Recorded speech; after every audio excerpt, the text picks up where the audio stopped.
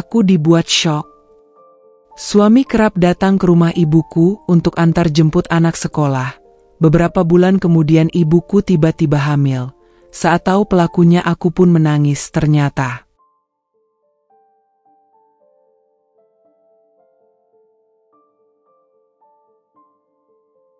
Namaku Fania. Aku sudah menikah dengan Rangga dan memiliki seorang anak laki-laki berusia 4 tahun bernama Dion. Hidupku, kalau boleh dibilang, sederhana dan tenang. Tidak ada yang mewah, tidak ada yang terlalu istimewa, tapi justru disitulah letak kebahagiaannya. Aku tinggal di sebuah rumah kecil di pinggiran kota, tidak jauh dari rumah ibuku.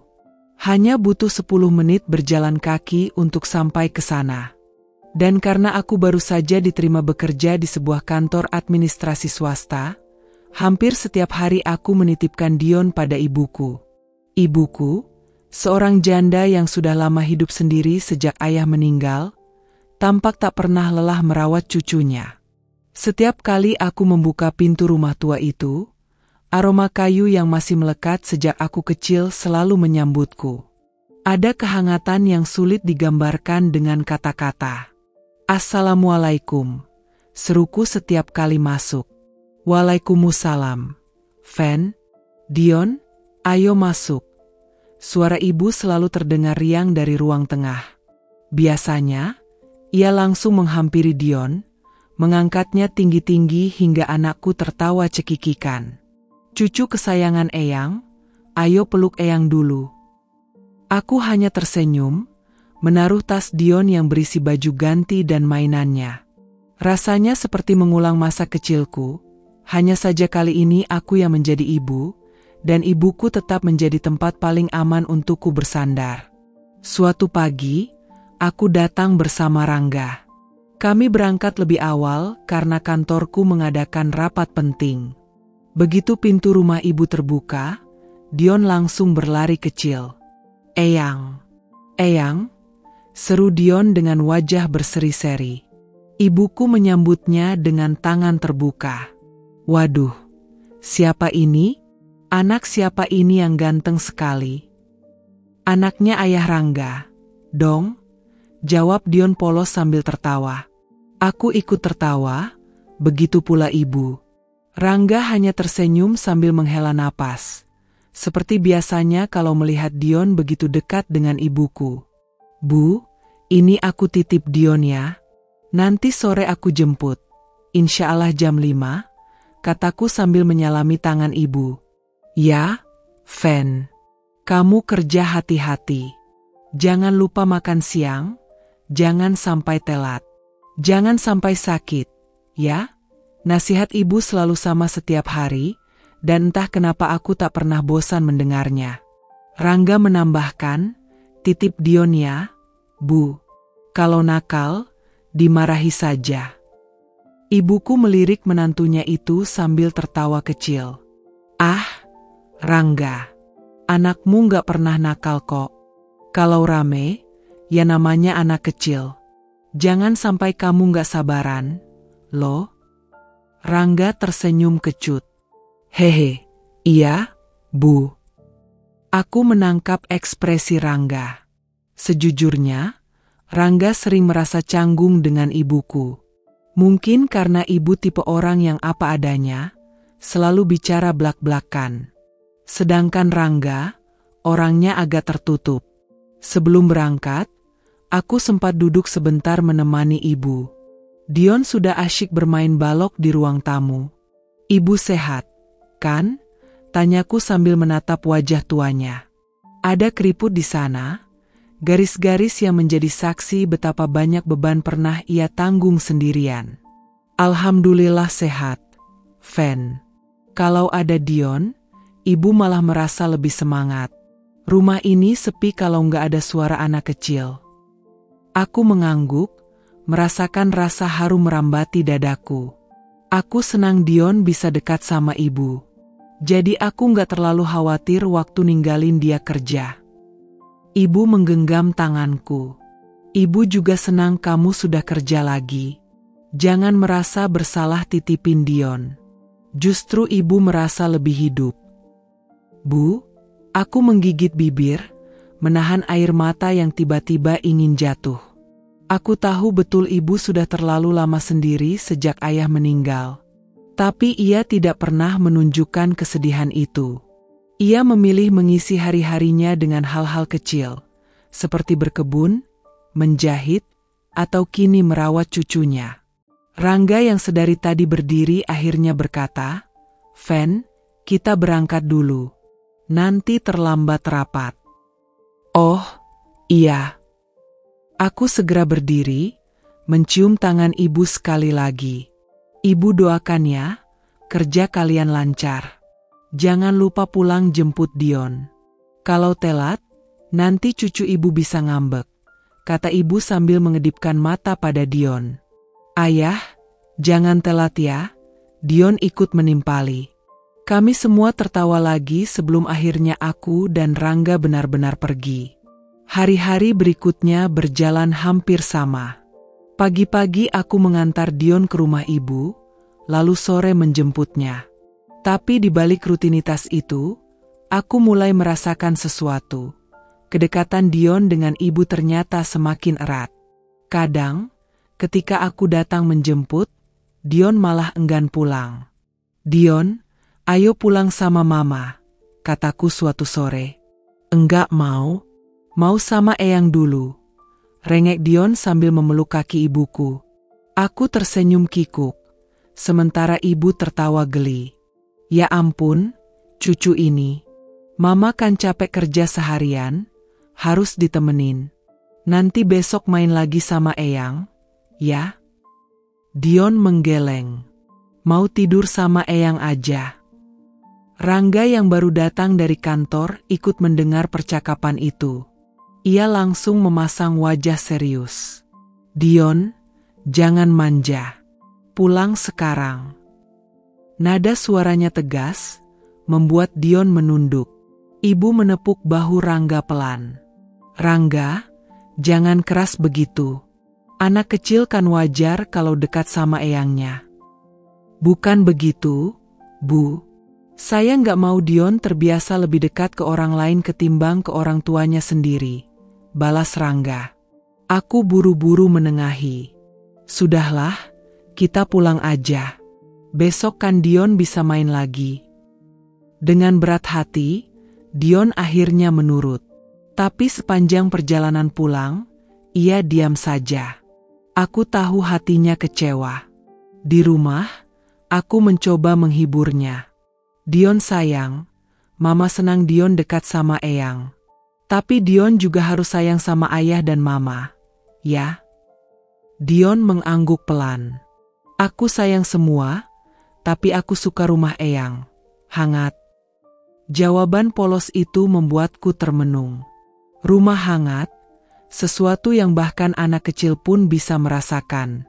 Beberapa hari kemudian, saat aku pulang kerja lebih awal, aku sempat mendengar percakapan ibu dan Dion di ruang tengah sebelum mereka sadar aku sudah sampai.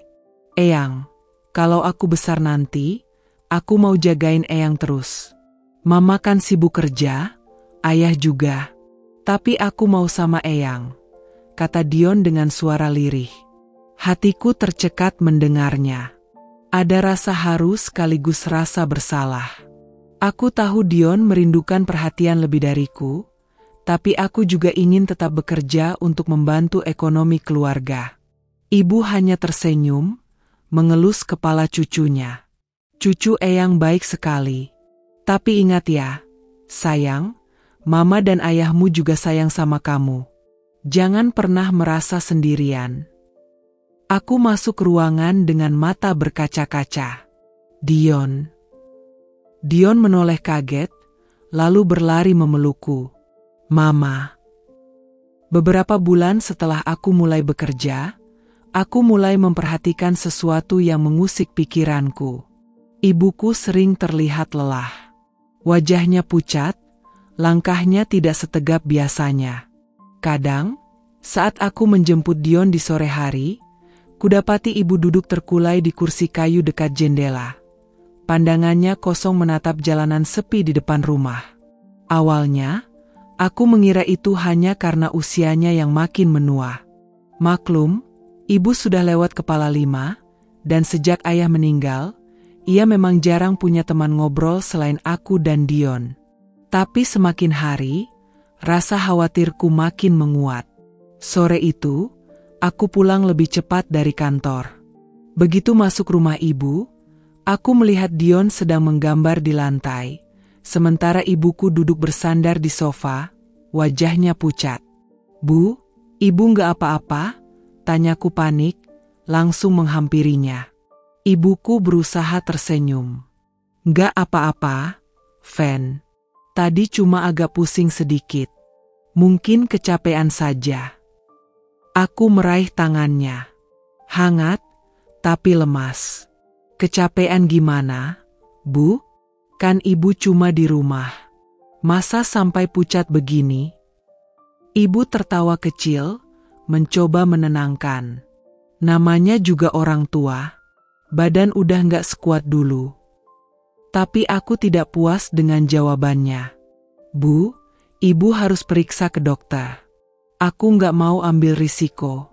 Ibu satu-satunya yang aku punya." "Fen, jangan lebay.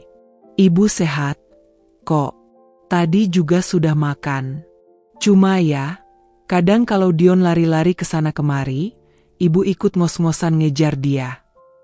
Dion yang mendengar namanya disebut langsung menoleh. "Eyang jangan sakit ya. Nanti aku nggak ada yang temenin main." Aku menghela napas panjang, menatap ibu dengan tatapan tegas. "Besok kita ke puskesmas, Bu. Aku nggak mau dengar alasan." Ibuku terdiam sejenak, lalu tersenyum tipis. "Ya sudah. Tapi jangan bilang Rangga dulu ya. Nanti dia khawatir." Malamnya, aku bercerita pada Rangga. "Mas, aku khawatir sama ibu. Wajahnya pucat terus, sering pusing. Aku takut ada apa-apa." Rangga yang sedang menonton televisi menoleh. "Mungkin cuma kecapean, Fen. Ibu kan tiap hari jagain Dion. Anak kita itu aktif sekali. Aku sendiri kadang gak kuat ngikutin." Aku menggeleng. "Enggak, Mas. Rasanya beda. Aku pengen bawa ibu ke dokter besok." Rangga mendesah. "Kalau menurutmu perlu, ya silakan. Tapi jangan terlalu panik dulu. Jangan sampai ibu tersinggung juga, seolah-olah kita anggap beliau sakit parah." Aku terdiam. Ada benarnya kata Rangga. Ibuku orangnya keras kepala, tidak suka dianggap lemah. Tapi hatiku tetap gelisah. Keesokan harinya, aku sengaja ambil cuti setengah hari. Pagi-pagi aku datang ke rumah ibu dengan alasan ingin sarapan bareng. "Bu, ayo kita jalan-jalan sebentar. Aku pengen ajak ibu ke puskesmas. Sekalian cek kesehatan," kataku sambil tersenyum agar terdengar santai. Ibuku mendengus. "Aduh, Fen, kamu ini kayak nggak ada kerjaan lain saja. Ibu baik-baik saja." "Bu," suaraku melembut. "Aku cuma pengen tenang. Anggap aja nemenin aku, bukan buat ibu. Aku kan juga butuh tahu kalau ibu sehat." Ibu menatapku lama, lalu akhirnya mengalah. "Ya sudah. Tapi cepat ya, jangan lama-lama. Dion nanti rewel." Kami berangkat bertiga, aku, ibu, dan Dion. Sepanjang jalan, Dion terus bernyanyi, membuat suasana sedikit cair. Tapi hatiku tetap berat. Di puskesmas, setelah diperiksa dokter umum, ibu diminta menjalani tes darah. Dokter bilang kemungkinan hanya anemia atau tekanan darah rendah, tapi tetap butuh pemeriksaan lebih lanjut. Jadi, Bu, jangan disepelekan. Kalau sering pusing, harus segera periksa. Jangan ditunda, kata dokter dengan tegas. Aku menatap ibu, berharap ia mau mendengarkan. Tapi ibu hanya tersenyum sopan dan mengangguk-angguk. Di luar ruangan, aku langsung menegurnya. Tuh kan, Bu. Kataku juga apa? Ibu nggak boleh anggap remeh. Ibuku mendengus sambil berjalan pelan. Iya. Tapi jangan bikin heboh, Fen. Ibu masih bisa beres-beres rumah, masih bisa masak. Itu tandanya ibu sehat. Aku menatapnya dengan mata berkaca-kaca. Bu, sehat itu bukan cuma bisa masak. Aku nggak mau kehilangan ibu. Dion juga nggak mau. Dion mengangguk kecil, lalu memeluk pinggang eyangnya. Eyang jangan pergi, ya. Aku sayang Eyang. Aku melihat mata ibu sedikit berkaca-kaca. Ia mengelus kepala cucunya. Iya, sayang. Eyang gak akan kemana-mana. Malam itu, saat di rumah, aku bercerita lagi pada Rangga. Mas, dokter bilang ibu harus tes darah. Aku mau temani besok. Rangga menoleh dengan wajah serius.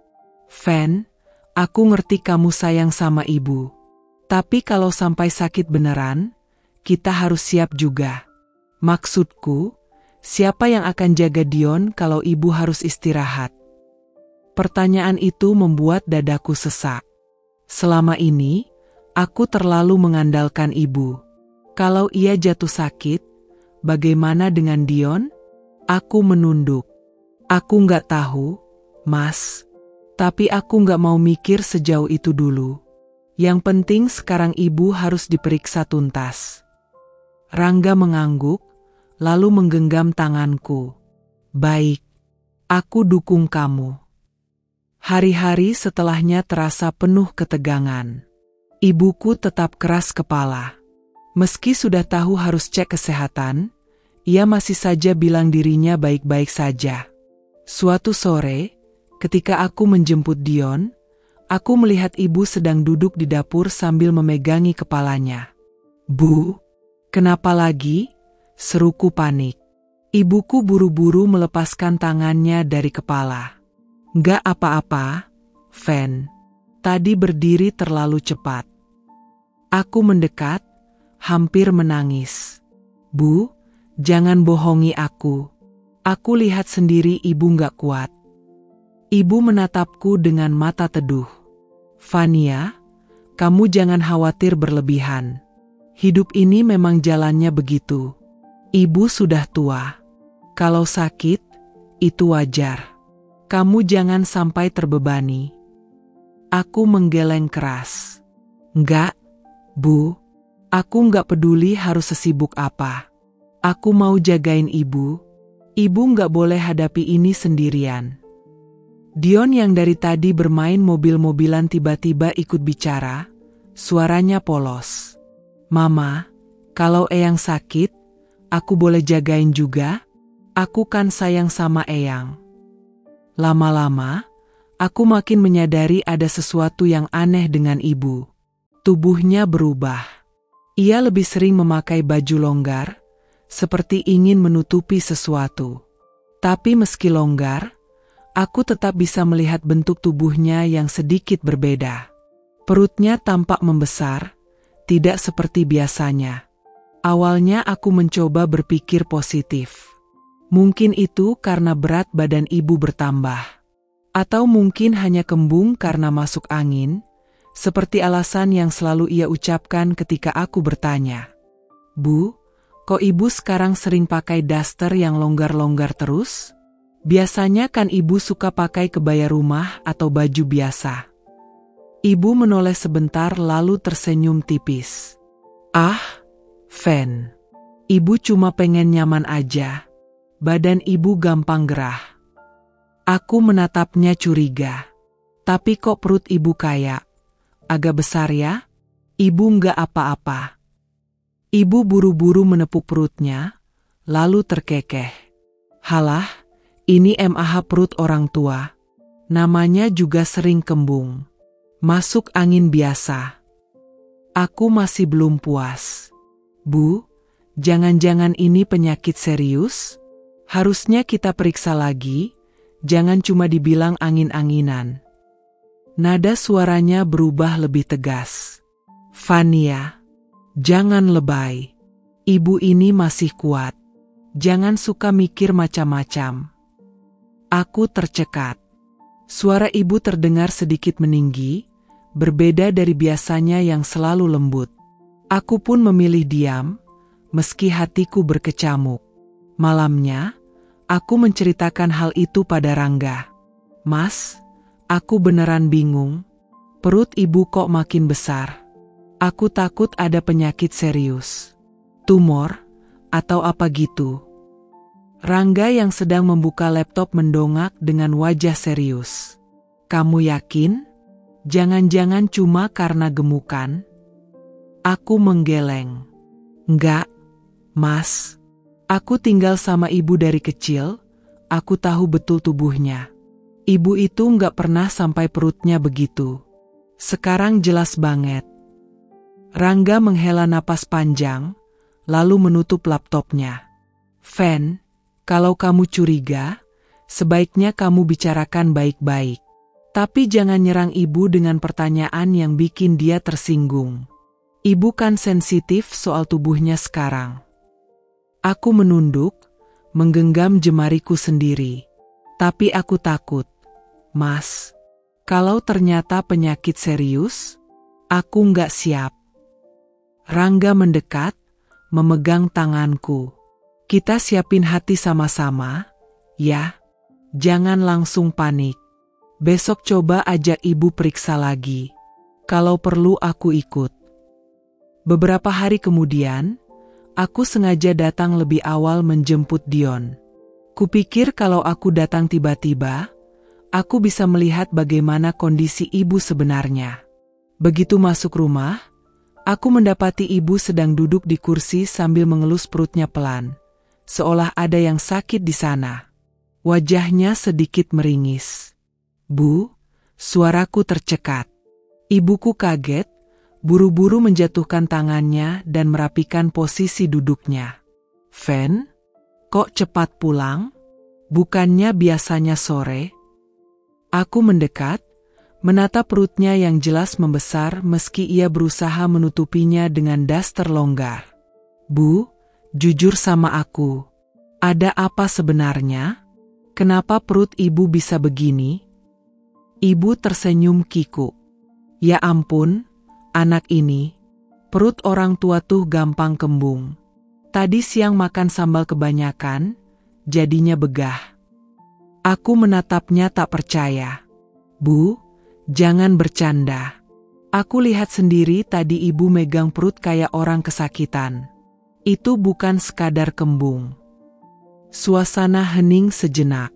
Aku bisa merasakan ibuku mulai gelisah. Tangannya meremas ujung dasternya, matanya menghindari tatapanku. Fania, kamu jangan terus-terusan curiga. Ibu baik-baik saja, katanya akhirnya, dengan suara bergetar. Aku menggenggam tangannya erat. Bu, aku anak ibu. Aku nggak bisa tenang kalau lihat begini. Kalau memang sakit, bilang sama aku. Aku bisa bantu, aku bisa bawa ibu ke dokter. Wajah ibu menegang. Sejenak ia ingin berkata sesuatu, tapi kemudian menutup mulutnya rapat. Dion yang sedari tadi asyik menggambar tiba-tiba ikut nimbrung. Mama, Eyang kenapa? Eyang sakit ya? Ibu langsung tersenyum palsu pada cucunya. Enggak, sayang. Eyang cuma kekenyangan. Aku terdiam. Ada sesuatu yang jelas disembunyikan ibu dariku. Malam itu, aku kembali curhat pada Rangga. Mas, aku yakin banget ibu sembunyiin sesuatu. Dia kelihatan panik waktu aku tanya soal perutnya. Aku takut banget kalau ternyata penyakit parah. Rangga menarik napas berat. Kalau memang begitu, mungkin ada baiknya kita bicara serius sama ibu. Jangan cuma ditanya sambil lalu. Ajak duduk, tatap matanya, minta dia jujur. Aku mengangguk pelan. Tapi hatiku ciut. Aku takut kebenaran yang akan keluar dari mulut ibu justru menghancurkan hatiku. Keesokan harinya, aku memberanikan diri. Saat Dion sudah tidur siang, aku duduk berhadapan dengan ibu di ruang tamu. "Bu," kataku pelan tapi tegas. "Aku mau ibu jawab jujur. Apa yang sebenarnya ibu rasakan? Kenapa perut ibu bisa begini? Aku nggak percaya ini cuma masuk angin." Ibu terdiam lama. Tangannya gemetar memegang cangkir teh. Aku bisa melihat matanya berkaca-kaca, seolah menahan sesuatu yang berat. "Fen, ada hal-hal yang gak bisa dijelasin begitu aja," katanya akhirnya, lirih. Aku semakin penasaran. "Apa maksud ibu? Jangan bikin aku bingung, Bu. Aku anak ibu. Aku berhak tahu." Ibu menunduk, air matanya jatuh menetes di punggung tangannya. "Maafkan ibu, Fania. Ibu bukan gak mau cerita. Tapi, ibu takut." Jantungku berdetak keras. Kata-kata itu menamparku. "Takut? Takut kenapa, Bu? Jangan bilang, ini penyakit serius? Kanker? Tumor? Apa sebenarnya?" Ibu hanya diam, menangis dalam bisu. Aku meraih tangannya, mengguncangnya pelan. "Bu, aku mohon. Jangan bikin aku nebak-nebak. Aku nggak kuat." Tangis ibu pecah. Ia menutup wajahnya dengan kedua tangan, sementara aku hanya bisa terpaku. Suasana malam itu hening, hanya terdengar suara isakan ibu yang membuat dadaku sesak. Aku sadar, apapun yang disembunyikan ibu, itu bukan hal sepele. Rasa curiga dalam hatiku semakin tumbuh. Sejak beberapa minggu terakhir, aku sering mendapati hal-hal yang tidak biasa dari ibu. Hal-hal kecil yang mungkin bagi orang lain terlihat sepele, tapi bagiku terasa janggal. Aku sering melihat ibu menerima telepon. Wajahnya tegang, suaranya ditahan sepelan mungkin, seperti takut terdengar oleh orang lain. Dan setiap kali aku masuk ruangan, ia buru-buru memutus sambungan sambil tersenyum kaku, seakan tidak terjadi apa-apa. Suatu sore, aku sengaja pulang menjemput Dion agak malam. Rapat di kantor membuatku terlambat, jam sudah menunjukkan hampir 7:30 malam. Aku berharap ibu tidak terlalu lelah menjaga Dion. Tapi ketika aku sampai di rumahnya, lampu teras menyala, dan pintu terkunci rapat. "Bu," panggilku sambil mengetuk pintu. Tidak ada jawaban. Aku mencoba menelepon ponselnya, tapi tidak diangkat. Panik mulai merayap. Aku menoleh ke arah Dion yang duduk di jok belakang mobil, wajahnya mengantuk. "Mama, kok rumah Eyang gelap? Eyang pergi, ya?" tanya Dion polos.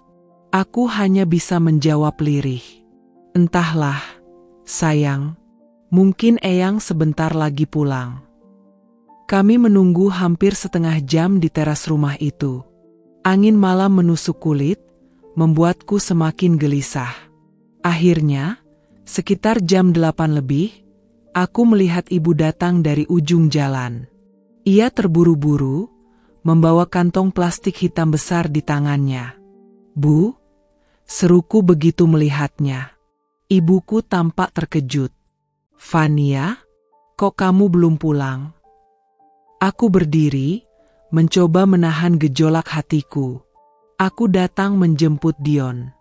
Tapi rumah terkunci. "Ibu kemana?" Ibu menunduk sebentar, lalu tersenyum kikuk. "Tadi ada urusan sebentar." "Maaf, Fen. Dion di rumah tetangga, aku titip dulu biar nggak sendirian." Aku menatap kantong plastik hitam itu curiga. "Urusan apa sampai jam segini, Bu?" Ibu langsung mengubah arah pembicaraan. Udah, masuk dulu, jangan ngobrol di luar." Di dalam rumah, aku kembali menekannya.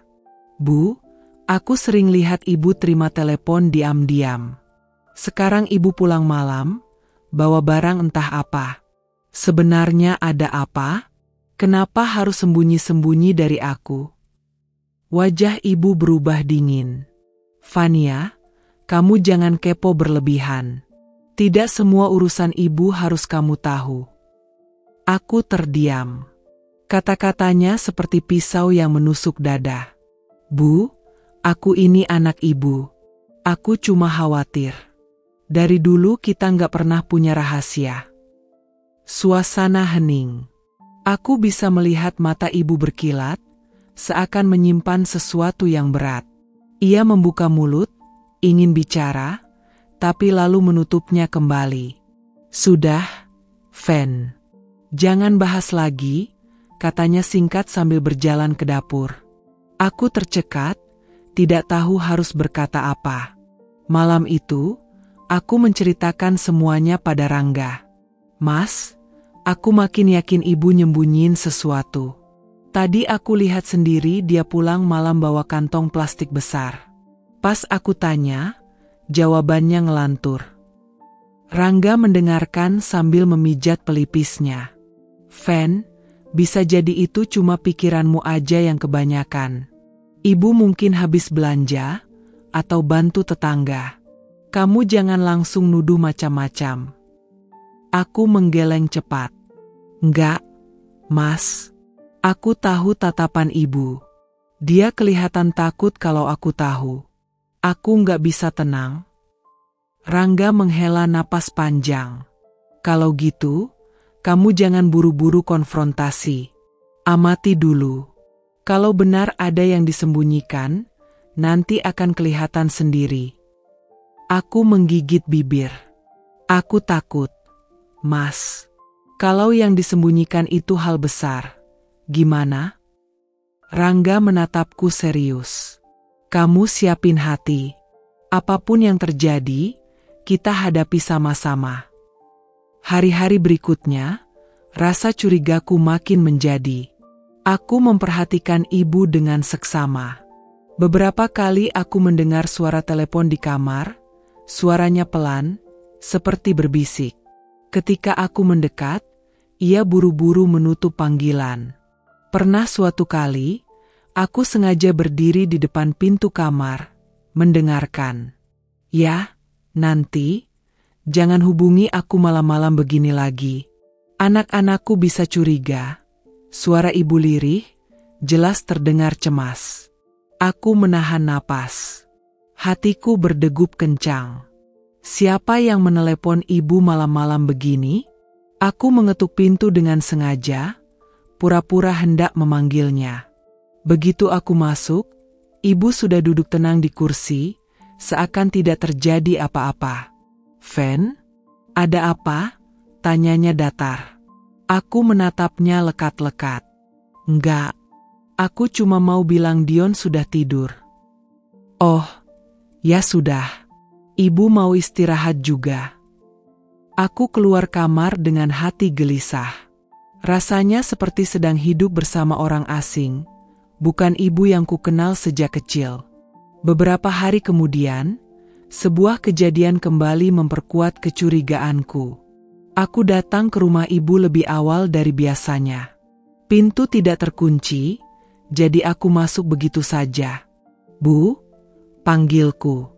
Tidak ada jawaban. Aku berjalan ke arah kamar, dan dari celah pintu, aku melihat ibu sedang duduk di tepi ranjang, memeluk ponselnya erat. Wajahnya penuh air mata. Kenapa hidupku jadi begini? Ya Allah, kuatkan aku. Ku dengar bisikannya. Aku tercekat. Hatiku remuk melihat ibu menangis begitu. Bu, suaraku bergetar. Ibu terlonjak, buru-buru menghapus air matanya. Fania, kamu sudah datang? Aku maju, memegang tangannya. Bu, aku mohon. Cerita sama aku. Apa yang sebenarnya terjadi? Jangan buat aku terus-terusan nebak-nebak. Wajah ibu memucat. Matanya menatapku dengan pandangan yang sulit kuartikan. Ada takut, ada sedih, ada rahasia besar yang jelas ia sembunyikan.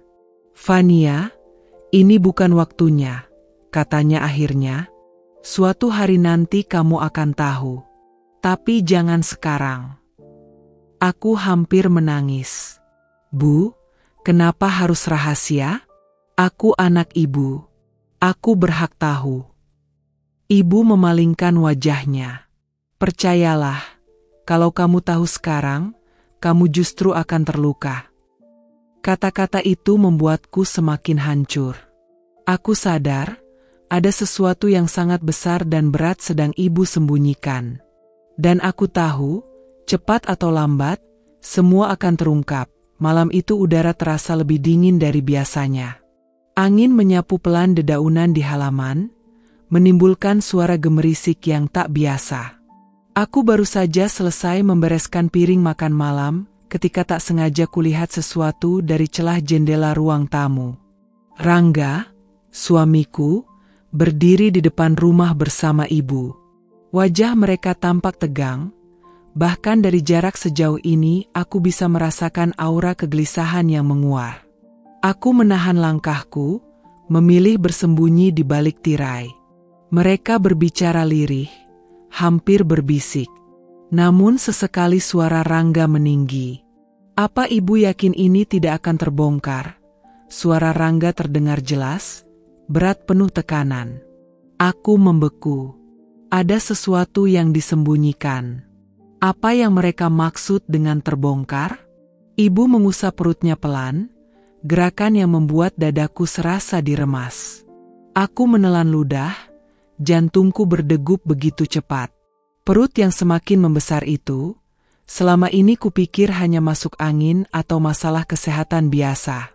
Tapi kenapa gerakan ibu seperti seorang perempuan yang sedang melindungi janin di dalam rahimnya? Rangga, tolong jangan bicara keras-keras. Kalau dia dengar, semuanya bisa hancur. Ucap ibu panik sambil menoleh kanan kiri, memastikan aku tidak muncul. Aku merinding. Siapa dia yang mereka maksud? Aku? Atau orang lain? Rangga menghela napas kasar, suaranya penuh tekanan. Tapi sampai kapan kita bisa menutupi ini? Bu?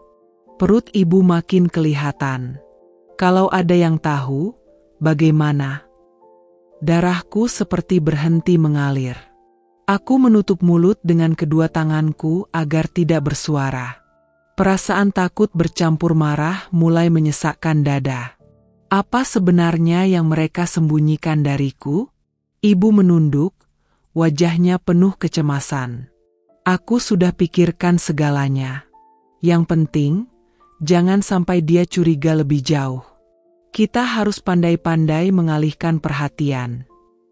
Aku terhuyung ke belakang, nyaris menjatuhkan vas bunga di dekatku. Untung aku sempat menahan. Napasku memburu, keringat dingin mengucur di pelipis. Rangga tampak mendekat pada ibu, suaranya menurun tapi tetap bisa kudengar samar. Kalau sampai ketahuan, bukan hanya aku, tapi ibu juga yang akan dipermalukan. Kita bisa hancur. Kata-kata itu bagai pisau menusuk ulu hatiku. Ada rahasia besar yang melibatkan keduanya. Rahasia yang jelas-jelas mereka sembunyikan dariku. Aku menggigit bibir sampai terasa asin. Ingin rasanya aku keluar, menuntut penjelasan saat itu juga. Tapi kakiku seakan terpaku ke lantai. Aku terlalu takut mendengar kebenaran yang mungkin jauh lebih menyakitkan dari prasangka. Akhirnya aku hanya bisa mundur perlahan, kembali ke kamar dengan tubuh gemetar. Air mataku jatuh begitu saja. Dalam hati aku berbisik lirih, apa sebenarnya yang kalian sembunyikan dariku, Ibu, Rangga? Beberapa hari setelah kejadian itu, aku sengaja pulang lebih cepat dari biasanya. Hati kecilku merasa ada sesuatu yang tak beres.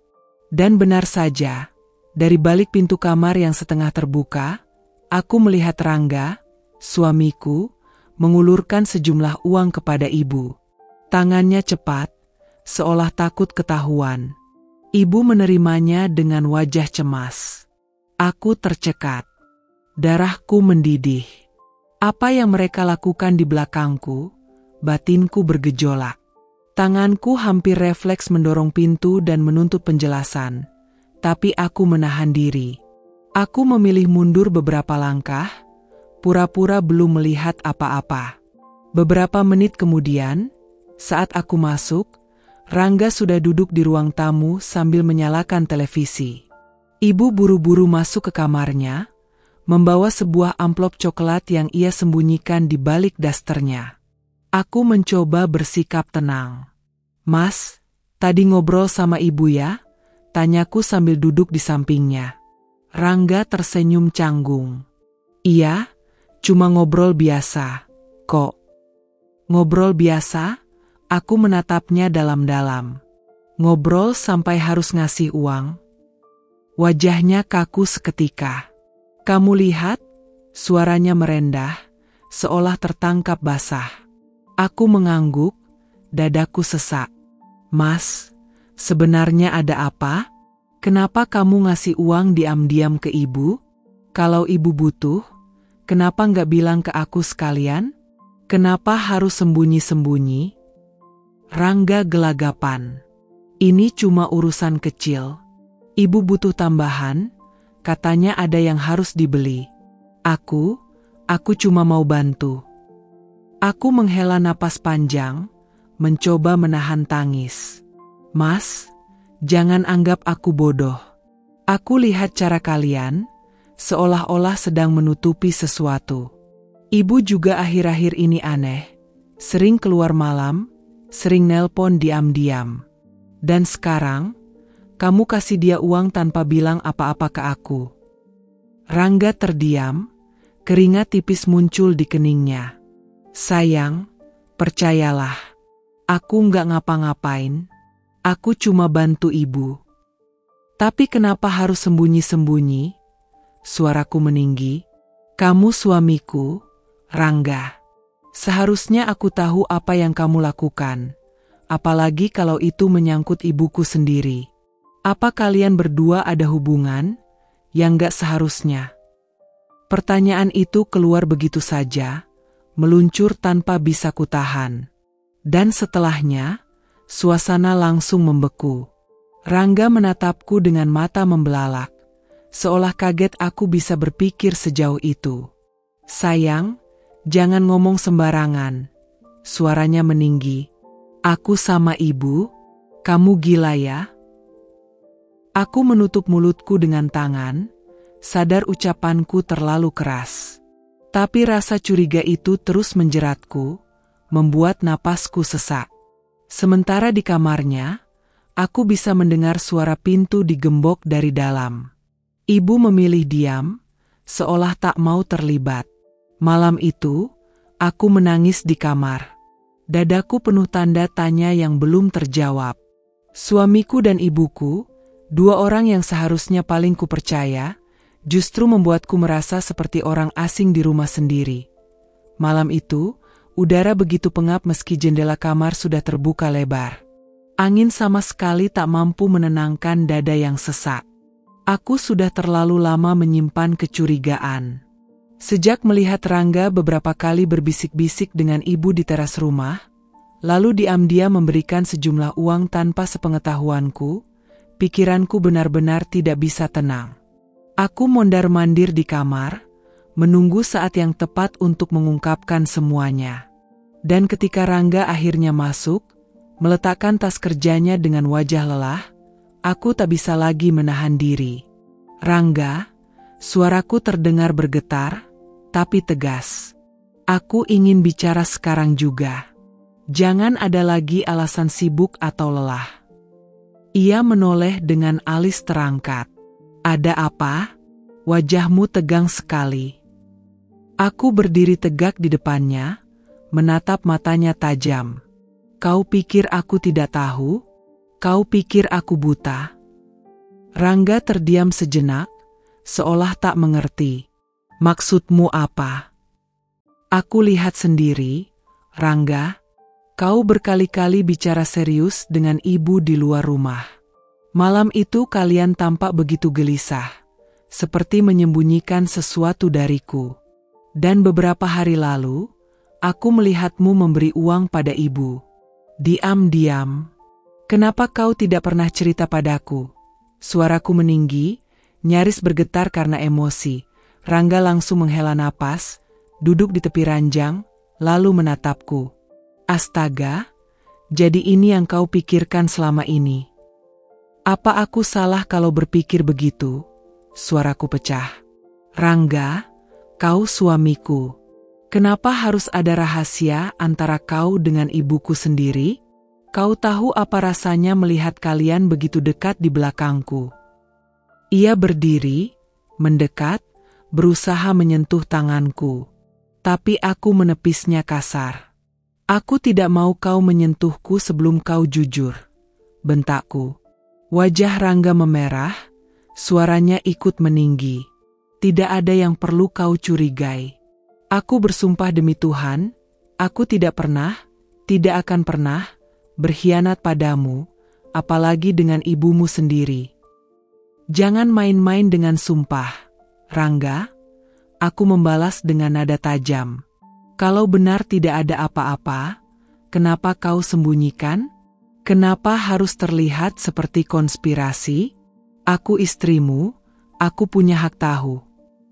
Rangga terdiam sejenak, matanya gelap oleh amarah yang ditahan. Kau ini, kenapa langsung berpikir sejauh itu? Apa cintaku padamu selama ini tidak cukup membuktikan? Apa aku pernah memberimu alasan untuk menuduhku selingkuh? Aku menggertakkan gigi, air mata mulai mengalir meski aku berusaha keras menahannya. Kau memang tidak pernah tertangkap basah. Tapi sikapmu, gerak-gerikmu, semua membuatku gila. Rangga, aku tidak tahan lagi. Aku hanya ingin membantu ibumu, Dira. Akhirnya ia membentak balik. Suaranya pecah. Ya, aku memberi uang padanya. Karena aku tahu kau pasti akan menolak. Kau terlalu keras kepala, terlalu bangga untuk menerima kenyataan bahwa keluargamu butuh bantuan. Aku tercekat. Kata-katanya menamparku. Tapi di saat yang sama, hatiku tetap sakit. Jadi kau pikir lebih baik menyembunyikannya dariku? Kau pikir itu bukan pengkhianatan? Kau pikir aku akan tenang melihat suamiku dan ibuku bertemu diam-diam, membicarakan sesuatu yang bahkan aku tidak boleh tahu? Dira, tolong, suaranya melembut, nyaris putus asa. Aku tidak ada hubungan apapun dengan ibumu. Kau istriku, hanya kau. Kenapa kau begitu tega menuduhku seperti ini? Aku menutup wajah dengan kedua tangan, tubuhku bergetar hebat. Karena aku sudah buta, Rangga, buta oleh cemburu, oleh sakit hati. Aku tidak tahu lagi harus percaya siapa. Suamiku sendiri menyembunyikan sesuatu dariku, ibuku sendiri terlihat seakan punya rahasia denganmu. Aku tidak bisa, Rangga, aku tidak bisa menahannya lagi. Rangga terdiam lama. Ia hanya menatapku, matanya penuh luka.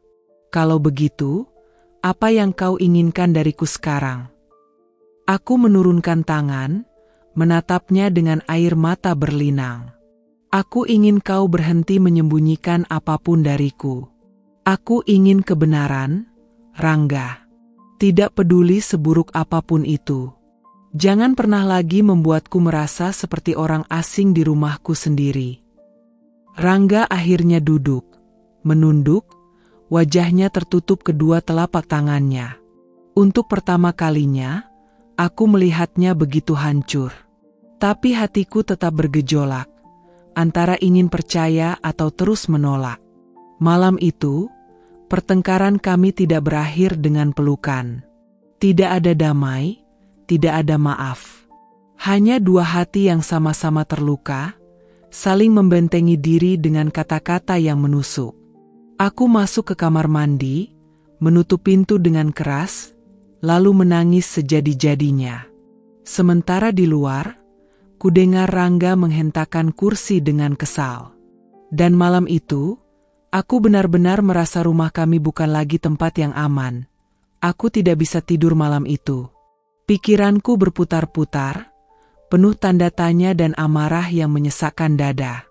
Rasanya seperti ada bara api yang membakar setiap helai urat sarafku. Aku sudah bertengkar hebat dengan Rangga, menuduhnya macam-macam, tapi hatiku belum puas. Ada satu sosok yang dari tadi terus berputar dalam pikiranku. Ibu. Kenapa ibu bisa menerima uang dari Rangga diam-diam? Kenapa ibu hanya menatapku dengan wajah penuh rahasia, seolah menyimpan sesuatu yang tidak boleh ku ketahui? Aku tidak sanggup lagi. Malam itu, aku bangkit dari ranjang, masih dengan mata sembab, lalu melangkah ke kamar ibu yang berada di ujung lorong. Aku mengetuk pintu pelan. Bu, suaraku parau. Tidak ada jawaban. Aku mengetuk lagi, lebih keras. Bu, aku mau bicara. Tolong buka pintunya. Terdengar langkah pelan dari dalam, lalu pintu terbuka. Wajah ibu tampak pucat diterpa lampu redup koridor. Matanya memerah, seolah ia juga habis menangis. Ada apa, Nak? Malam-malam begini, suara ibu pelan, tapi terdengar lelah. Aku menahan diri sebisa mungkin, tapi begitu menatap wajahnya, amarahku meledak. Aku mau tanya satu hal.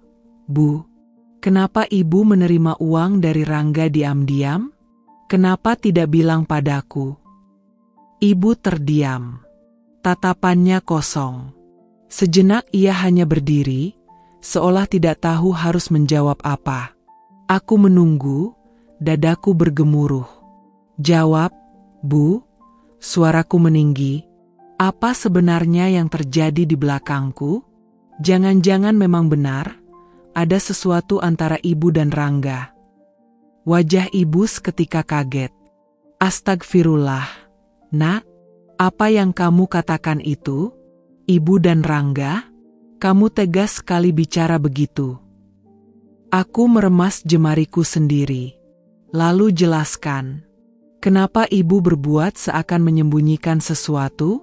Aku istri Rangga, aku berhak tahu. Ibu menghela napas berat, lalu berjalan ke kursi kayu di sudut kamar. Ia duduk pelan, menunduk, seolah menimbang-nimbang sesuatu.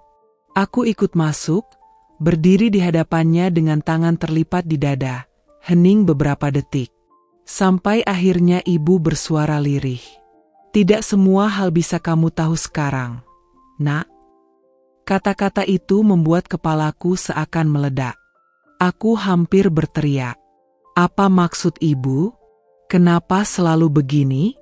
Diam, menutup-nutupi, membuat aku jadi curiga. Jangan salahkan aku kalau aku berpikir macam-macam.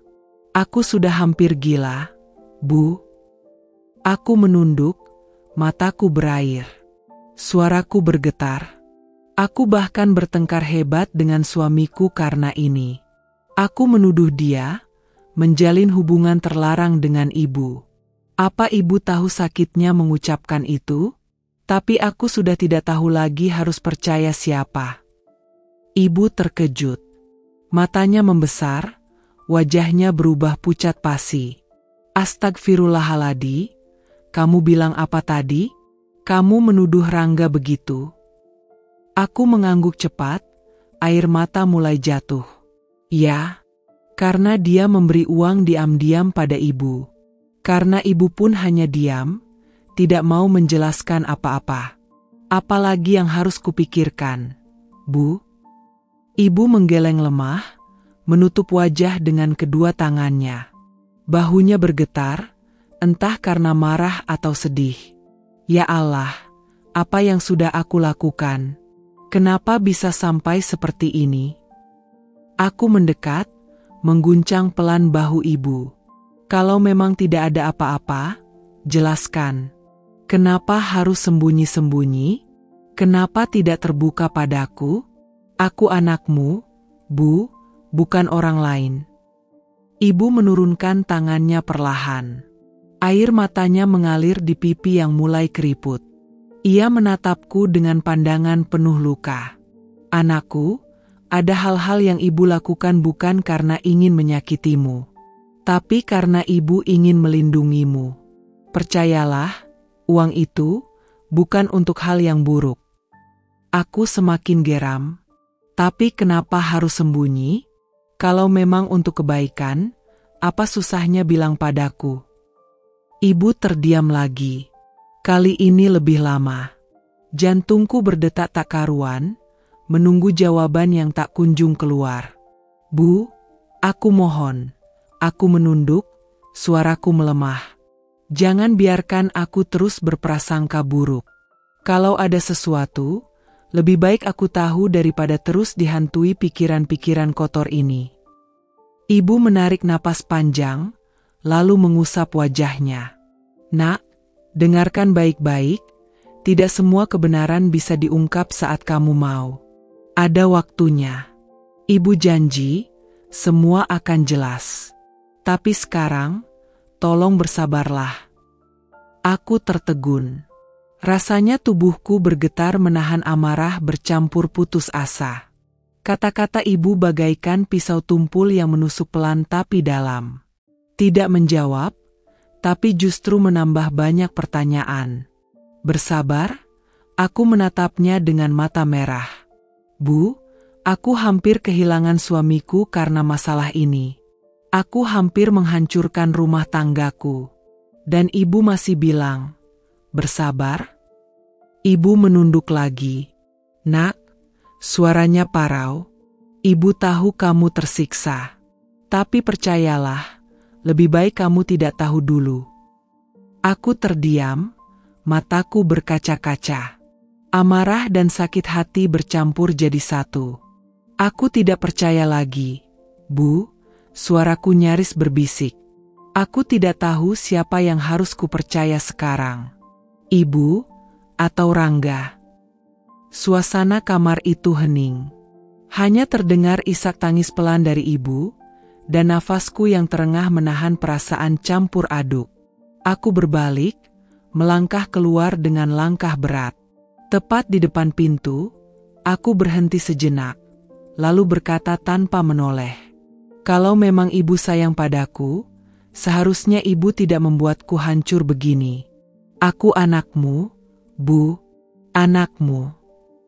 Aku menutup pintu dengan keras, lalu kembali ke kamar dengan hati berkeping-keping.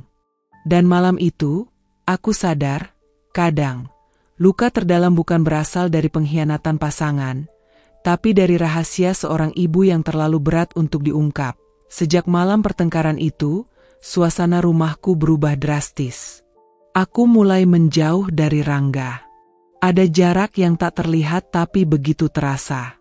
Meski kami tinggal di bawah atap yang sama, rasanya seperti tinggal di dua dunia berbeda. Pagi-pagi biasanya aku akan menyiapkan sarapan untuknya, menemaninya makan, bercakap ringan sebelum ia berangkat kerja. Kini, aku hanya meletakkan makanan di meja tanpa banyak kata. Kalaupun dia mencoba mengajakku bicara, jawabanku singkat, hambar, dingin. Rangga sering memandangku dengan wajah kecewa. Kenapa kamu begini terus? Sayang, aku sudah bilang, aku tidak pernah melakukan hal yang kamu pikirkan. Aku menoleh sekilas, menatap matanya yang redup. Kalau memang tidak ada apa-apa, kenapa ibu tidak bisa jujur padaku? Kenapa dia hanya bilang aku belum boleh tahu? Nada suaraku tinggi, getir, penuh luka. Rangga mendesah, mengusap wajahnya dengan kedua tangan. Aku juga tidak tahu, aku bukan musuhmu. Aku suamimu. Tapi kamu memperlakukan aku seakan-akan aku orang asing di rumah ini. Aku terkekeh getir. Kalau aku masih percaya padamu, mungkin aku tidak akan merasa sendiri seperti sekarang. Kalimat itu membuat Rangga terdiam. Ia menatapku lama, seolah ingin menembus dinding tebal yang kubangun di antara kami. Tapi aku terlalu keras kepala untuk membiarkannya masuk. Malam-malamku pun dingin. Ranjang yang dulu menjadi tempat kami berbagi tawa, mimpi, dan hangatnya pelukan, kini terasa kaku. Aku memilih tidur membelakangi Rangga, pura-pura terlelap meski sebenarnya mataku terbuka menatap gelap. Aku mendengar helaan napasnya, mendengar desah-resahnya, tapi aku tidak peduli. Ada malam ketika ia meraih bahuku. Sayang, tolong, jangan jauhi aku seperti ini. Aku merasa kamu sudah pergi meski tubuhmu ada di sini. Aku menepis tangannya pelan, menahan air mata. Kalau kamu benar-benar sayang padaku, seharusnya kamu tidak menyembunyikan apapun. Tapi sekarang, aku bahkan tidak tahu harus percaya siapa. Rangga bungkam. Aku tahu ia ingin bicara lebih jauh, tapi ia memilih diam, mungkin lelah menghadapi benteng curiga yang kupasang. Bukan hanya dengan Rangga, hubunganku dengan ibu juga semakin renggang. Dulu, setiap kali aku datang ke rumahnya, selalu ada canda, obrolan panjang, dan pelukan hangat.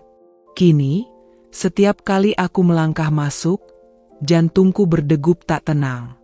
Ada rahasia yang mengganjal, ada kebisuan yang mengiris. Suatu sore aku memberanikan diri datang. Ibu sedang duduk di teras, menatap jauh, seperti orang yang menyimpan beban berat. Aku duduk di sampingnya, mencoba bersikap biasa saja. Tapi dalam diriku, gejolak itu terus berputar. Ibu, suaraku pelan, hampir bergetar. Ibu menoleh, tersenyum tipis. Kamu datang sendiri? Rangga nggak ikut. Aku menggeleng. Tidak. Aku memang ingin bicara sama ibu. Tatapan ibu sedikit berubah, seolah sudah tahu arah pembicaraan ini. Ia menghela napas panjang. Apa yang ingin kamu bicarakan, Nak? Aku menunduk, mencoba menahan tangis yang menggenang. Ibu, aku merasa semakin jauh dari semua orang. Dari Rangga, bahkan dari ibu sendiri. Aku hanya ingin tahu kebenarannya. Apa ada sesuatu yang ibu sembunyikan tentang Rangga? Ibu terdiam lama. Matanya berkaca-kaca, bibirnya bergetar seperti ingin berkata sesuatu tapi menahan. Keheningan itu membunuhku perlahan. Kenapa, Bu? Kenapa ibu tidak mau bicara? Tanyaku, suaraku meninggi tanpa kusadari. Ibu akhirnya membuka mulut, suaranya lirih. Ada hal-hal yang lebih baik tidak kamu tahu sekarang. Aku hanya ingin melindungimu. Aku merasa dadaku sesak. Melindungiku? Dengan membuatku merasa gila karena curiga sendiri? Dengan membuatku menjauh dari suamiku? Air mataku menetes tanpa bisa kutahan. Ibu, aku butuh kejujuran, bukan perlindungan. Aku sudah bukan anak kecil lagi. Ibu mengusap tanganku, tapi aku menariknya. Aku tidak bisa hidup dengan rahasia seperti ini. Aku merasa sendirian, Bu. Benar-benar sendiri. Ibu menangis pelan, tapi tidak menambahkan apa-apa. Diamnya justru membuat luka itu semakin dalam. Aku bangkit, menatapnya dengan air mata mengalir deras. Kalau begitu, jangan salahkan aku kalau aku tidak bisa lagi percaya pada siapapun. Bahkan pada ibu. Aku meninggalkan rumah itu dengan langkah berat. Hari-hari berikutnya semakin menyesakkan. Aku menjauh dari Rangga, menjauh dari ibu, dan akhirnya menjauh dari diriku sendiri. Aku mulai kehilangan arah.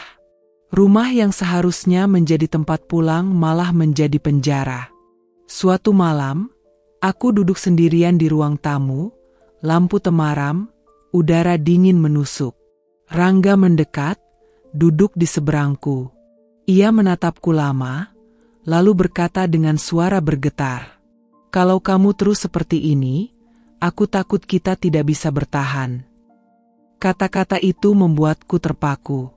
"Apa maksudmu?" Tanyaku cepat. Panik. "Aku lelah, sayang. Aku sudah berusaha meyakinkanmu, tapi kamu terus menjauh." Aku takut suatu hari kamu benar-benar pergi, atau aku yang terpaksa menyerah. Hatiku bergetar mendengar kalimat itu. Tapi egoku terlalu tinggi untuk mengakuinya. Kalau kamu memang mencintaiku, seharusnya kamu tidak akan menyerah. Kalau kamu memang mencintaiku, balas Rangga dengan nada lirih tapi tegas, kamu seharusnya percaya padaku. Kami saling terdiam. Tak ada kata yang bisa menembus tembok curiga dan rahasia. Malam itu aku menangis diam-diam, menatap langit-langit kamar. Aku tahu, perlahan rumah tanggaku sedang runtuh. Aku mencintainya, tapi luka dan rahasia itu membuatku membakar jembatan satu-satunya yang bisa menyelamatkan kami. Dan yang paling menyakitkan adalah, aku tahu ibu punya kunci dari semua kebingunganku, tapi ia memilih menutup mulut. Aku sendirian, benar-benar sendirian, hingga akhirnya, kebenaran itu terungkap dengan cara yang paling menyakitkan. Malam itu hujan turun rintik-rintik, udara lembab menempel di kulit. Aku baru saja pulang dari minimarket, kantong belanjaan masih tergantung di tanganku. Saat melewati jalan kecil menuju rumah ibu, mataku terpaku pada sebuah pemandangan yang membuat jantungku seakan berhenti berdetak. Aku melihat sosok Pak RT, duda parubaya yang selama ini dihormati warga, berjalan di samping ibuku. Mereka tampak sangat dekat. Pak RT memayungi ibu, tangannya menuntun lengan ibu dengan hati-hati. Aku masih mencoba berpikir positif, mungkin hanya sekadar membantu. Namun langkahku terhenti ketika aku melihat bagaimana ibu menunduk dengan wajah tegang, dan bagaimana mata mereka sama-sama panik saat menyadari kehadiranku. Ibu, suaraku tercekat. Ibu langsung menyingkirkan tangannya dari lengan Pak RT. Wajahnya pucat, seolah baru ketahuan melakukan dosa besar. Sementara Pak RT, pria yang selalu terlihat bijaksana dalam rapat warga, hanya terdiam kaku. Ini, aku hanya mengantar ibumu pulang, ucap Pak RT tergagap, mencoba tersenyum canggung. Aku menatap tajam. Kenapa harus panik begitu kalau hanya mengantar? Ibu tak menjawab. Bibirnya bergetar, matanya menunduk. Jelas sekali ada sesuatu yang mereka sembunyikan. Aku ingin bertanya lebih jauh, tapi tenggorokanku tercekat, dadaku sesak. Aku hanya bisa berjalan cepat meninggalkan mereka, sementara degup jantungku berisik di telinga sendiri. Malam itu aku tidak bisa tidur. Suamiku mencoba menenangkan, tapi aku malah semakin resah. Hingga saat keluar rumah membuang sampah, aku tak sengaja mendengar dua tetangga sedang berbisik di bawah pohon mangga. Katanya Bu Sari itu sekarang hamil. Loh? Serius? Hamil di usia segitu? Iya, dan yang jadi bapaknya itu Pak RT. Makanya mereka sering pulang bareng. Astagfirullah, pantesan suka kelihatan panik kalau ketemu orang. Aku tercekat. Kaki terasa lemas mendengar bisikan itu. Dunia seakan runtuh menimpa kepalaku. Jadi benar, ibu hamil, dan ayah dari bayi itu adalah Pak RT? Aku menutup mulutku, menahan suara tangis yang hampir pecah. Rasa malu, marah, bingung, bercampur menjadi satu. Bagaimana mungkin? Ibu, yang selama ini kujadikan tempat bersandar, ternyata menyimpan rahasia sebesar ini. Keesokan paginya, aku memberanikan diri datang ke rumah ibu. Dia sedang duduk di ruang tamu, wajahnya terlihat pucat dan lelah. Aku langsung duduk di depannya, menatap lurus ke matanya. Bu, aku nggak mau lagi dengar alasan atau jawaban mengambang, ucapku dengan suara bergetar. Aku sudah tahu semuanya. Ibu terdiam. Tangannya meremas ujung kain dasternya. Aku lihat sendiri semalam. Dan aku dengar dari tetangga. Suaraku meninggi tanpa bisa kutahan. Ibu hamil, dan bapaknya adalah Pak RT. kan? Air mata langsung menggenang di mata ibu. Ia menutup wajahnya dengan kedua telapak tangan, bahunya bergetar hebat. Ya Allah, nak, aku nggak bermaksud menyakitimu, bisiknya lirih.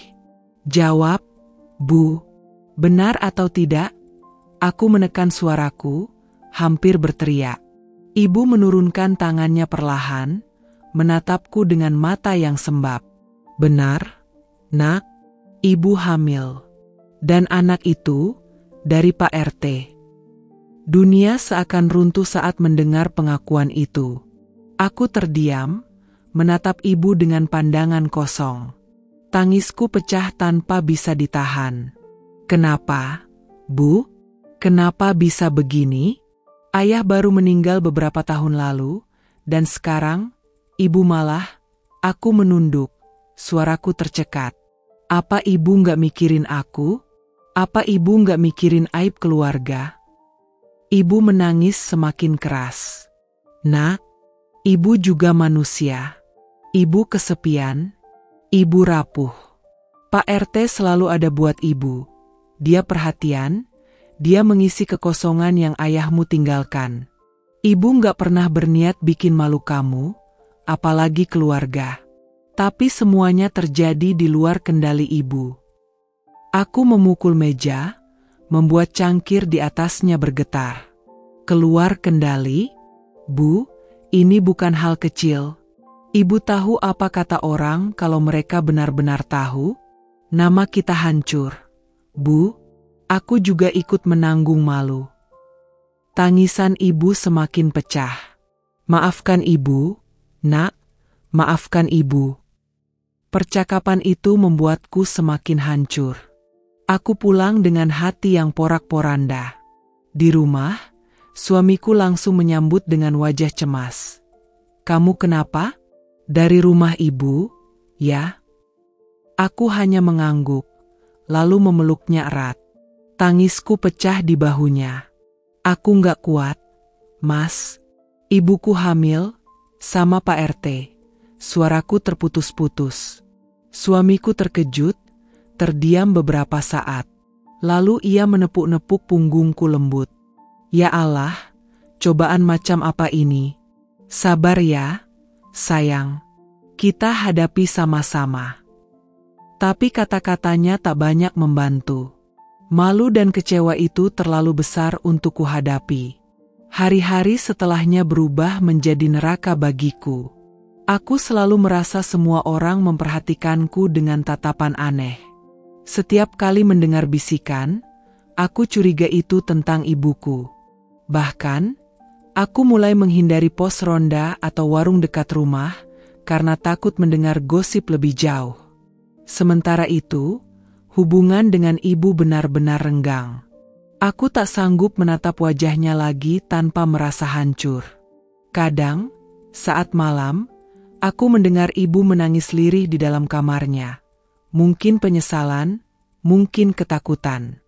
Tapi aku masih diliputi marah yang terlalu besar untuk bisa memberi maaf. Suatu sore, tanpa kuduga, Pak RT datang ke rumahku. Aku yang sedang menyapu halaman langsung menghentikan gerakan, menatapnya dengan tatapan tajam. Assalamualaikum, Dik.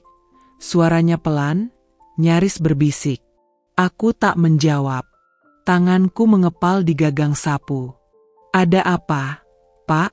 Tanyaku dingin. Pak RT menunduk. Wajahnya penuh rasa bersalah. Saya ingin minta maaf. Semua ini salah saya. Saya yang harusnya bisa menahan diri, tapi saya gagal. Tolong jangan salahkan ibumu sepenuhnya. Pak, jangan sok jadi pahlawan. Aku memotong dengan suara lantang. Kalau benar peduli, harusnya Bapak nggak mendekati ibu saya sejak awal. Bapak tahu dia rapuh setelah ayah meninggal, dan Bapak malah memanfaatkan itu. Aku tertawa getir, air mata mulai mengalir. Nama baik? Pak pikir semua ini bisa selesai hanya dengan menikah? Aibnya sudah terlanjur tersebar. Harga diri keluarga kami sudah hancur. Dan saya yang harus menanggung malu di depan semua orang. Pak RT hanya menunduk, tak berani menatap mataku lagi. Saya mohon maaf. Saya akan lakukan apa saja untuk memperbaiki semuanya, katanya lirih sebelum akhirnya pamit pergi dengan langkah gontai. Dunia seakan runtuh di hadapanku. Malam itu aku pulang dengan tubuh gemetar, dadaku sesak seperti diremas. Nafasku terasa berat, seolah ada batu besar menekan di dada. Aku duduk di sudut kamar, menutup wajah dengan kedua tangan, berharap semua yang kulihat hanyalah mimpi buruk. Tapi kenyataannya terlalu nyata untuk disangkal. "Ibu, bagaimana bisa?" bisikku lirih, suara tercekat di tenggorokan. Aku tidak pernah membayangkan perempuan yang selama ini kujadikan panutan, yang kubanggakan di hadapan orang-orang, justru terjerumus ke dalam aib sebesar ini. Ibu yang selalu bicara tentang kehormatan, tentang menjaga nama baik keluarga, ternyata hamil di luar nikah dengan seorang duda yang notabene tetangga dekat kami. Kepalaku berputar. Kata-kata orang-orang yang mungkin sudah beredar di luar sana mulai terngiang. Anak perempuan ibu itu tahu nggak kalau ibunya lagi hamil? Malu banget, ya. Suara-suara bisikan tetangga yang pernah kualami saat remaja kembali menghantuiku. Kali ini jauh lebih parah. Aku memejamkan mata, mencoba menenangkan diri, tapi air mataku jatuh semakin deras. Di satu sisi, aku marah dan merasa dikhianati. Di sisi lain, aku kasihan pada ibu. Aku tahu, ia pasti terjebak dalam kesepian setelah ayah meninggal, tapi bukankah ada cara lain? Bukankah seharusnya ia tetap menjaga diri? Kenapa harus begini? Bu, kenapa harus begini? Aku terisak, menggigit bibir sampai terasa asin darah. Suamiku yang baru saja pulang mendekatiku. Ia melihat wajahku sembab dan mataku bengkak. "Ada apa? Kenapa kamu nangis kayak gini?" tanyanya dengan suara khawatir. Aku menoleh, menatap matanya yang penuh tanya. Tapi lidahku keluh. Bagaimana aku bisa menjelaskan bahwa ibuku, perempuan yang seharusnya dihormati banyak orang, sedang mengandung anak dari Pak RT? Rasa malu menelanku bulat-bulat. "Jawab, sayang. Ada apa?" Suamiku mengguncang bahuku lembut. Aku menepis tangannya, berdiri dengan langkah tergesa. "Tolong jangan tanya apa-apa sekarang. Aku butuh sendiri." Ia tampak bingung, tapi tidak memaksa. Aku melangkah ke balkon rumah, memandang langit malam yang gelap. Udara dingin menusuk tulang, tapi jauh lebih dingin dari hatiku saat itu. Di kepalaku hanya ada satu kalimat yang terus bergema.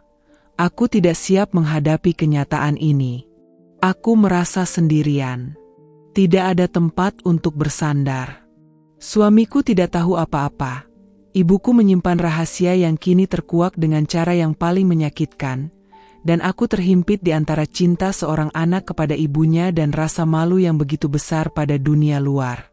Aku tahu, cepat atau lambat aku harus berhadapan dengan kenyataan.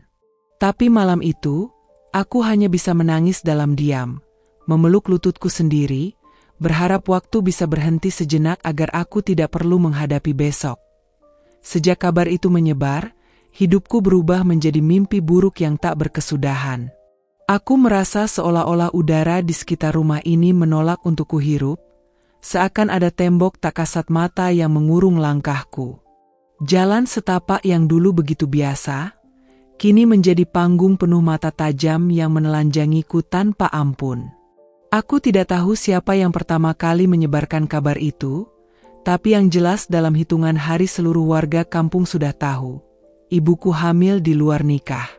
Dan ayah dari bayi itu adalah Pak RT, duda terhormat yang selama ini dikagumi banyak orang.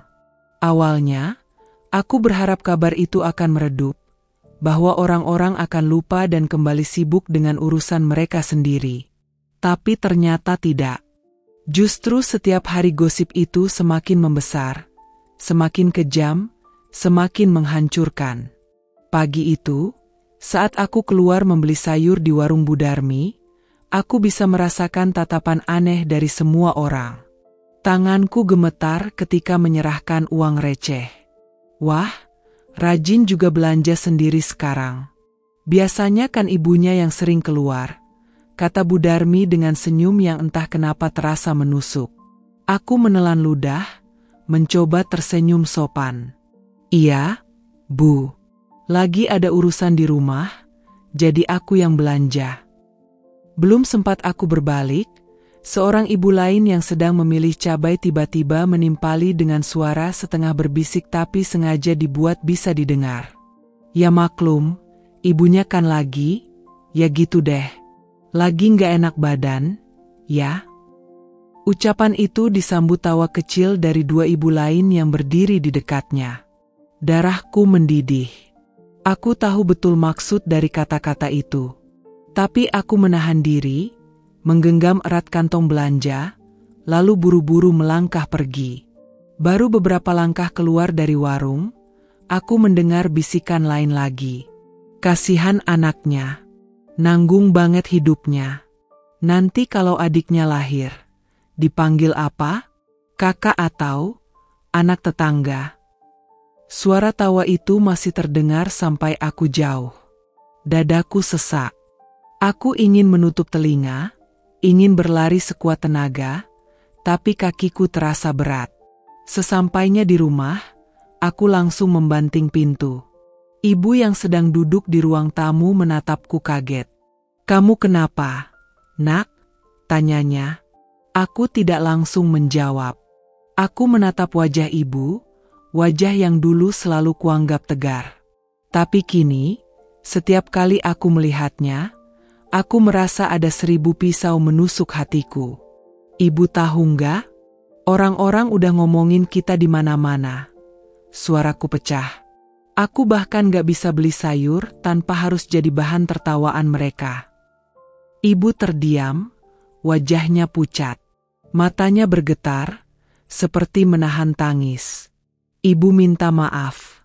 Nak, ibu nggak pernah berniat bikin kamu malu." Aku mendengus, air mataku jatuh begitu saja. Tapi nyatanya ibu bikin aku nggak punya muka di depan orang-orang. Mereka lihat aku seakan-akan aku ini anak nggak tahu malu. Aku bahkan merasa, aku bukan siapa-siapa lagi di kampung ini. Ibu mencoba meraih tanganku, tapi aku menepisnya. "Kenapa, Bu? Kenapa ibu bisa sampai kayak gini? Kenapa ibu tega?" Ibu menunduk, menangis pelan. Ibu juga manusia, Nak.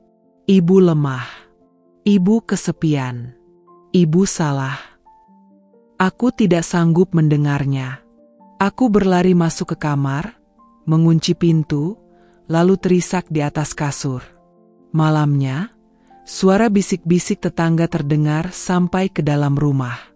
Beberapa orang sengaja lewat di depan pagar sambil bercakap keras-keras. "Gimana kalau nanti beneran lahir?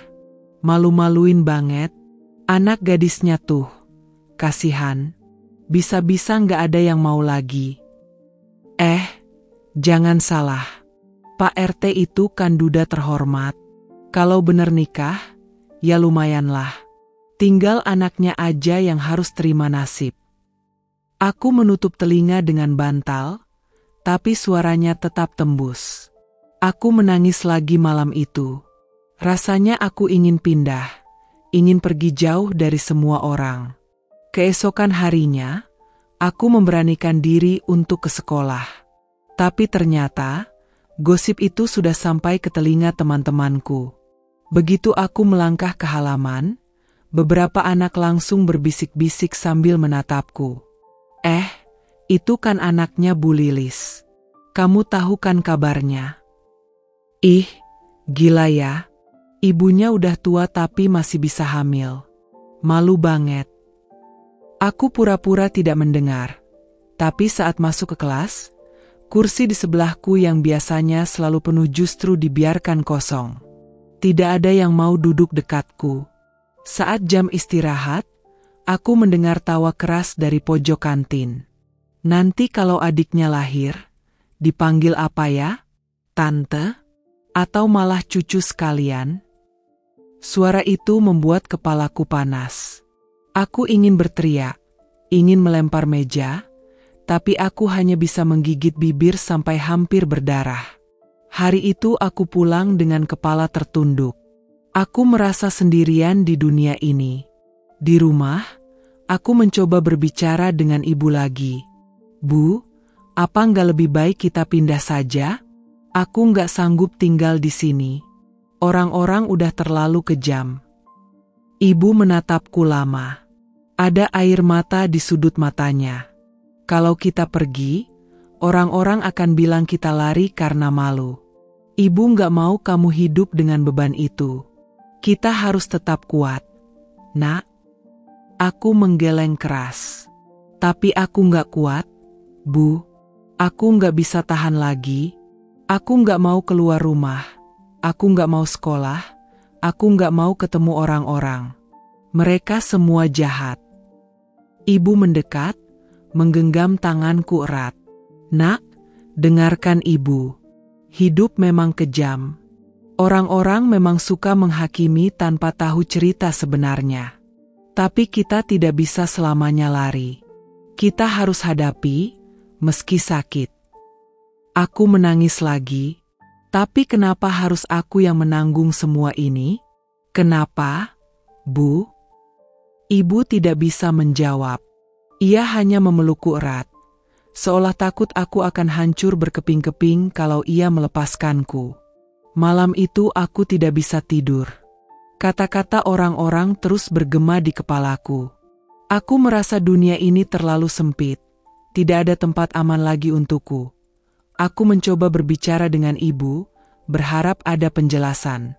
Aku ingin mendengar dari mulutnya sendiri, bukan dari desas-desus tetangga atau bisikan yang mengiris harga diri. Malam itu, aku memberanikan diri masuk ke kamarnya.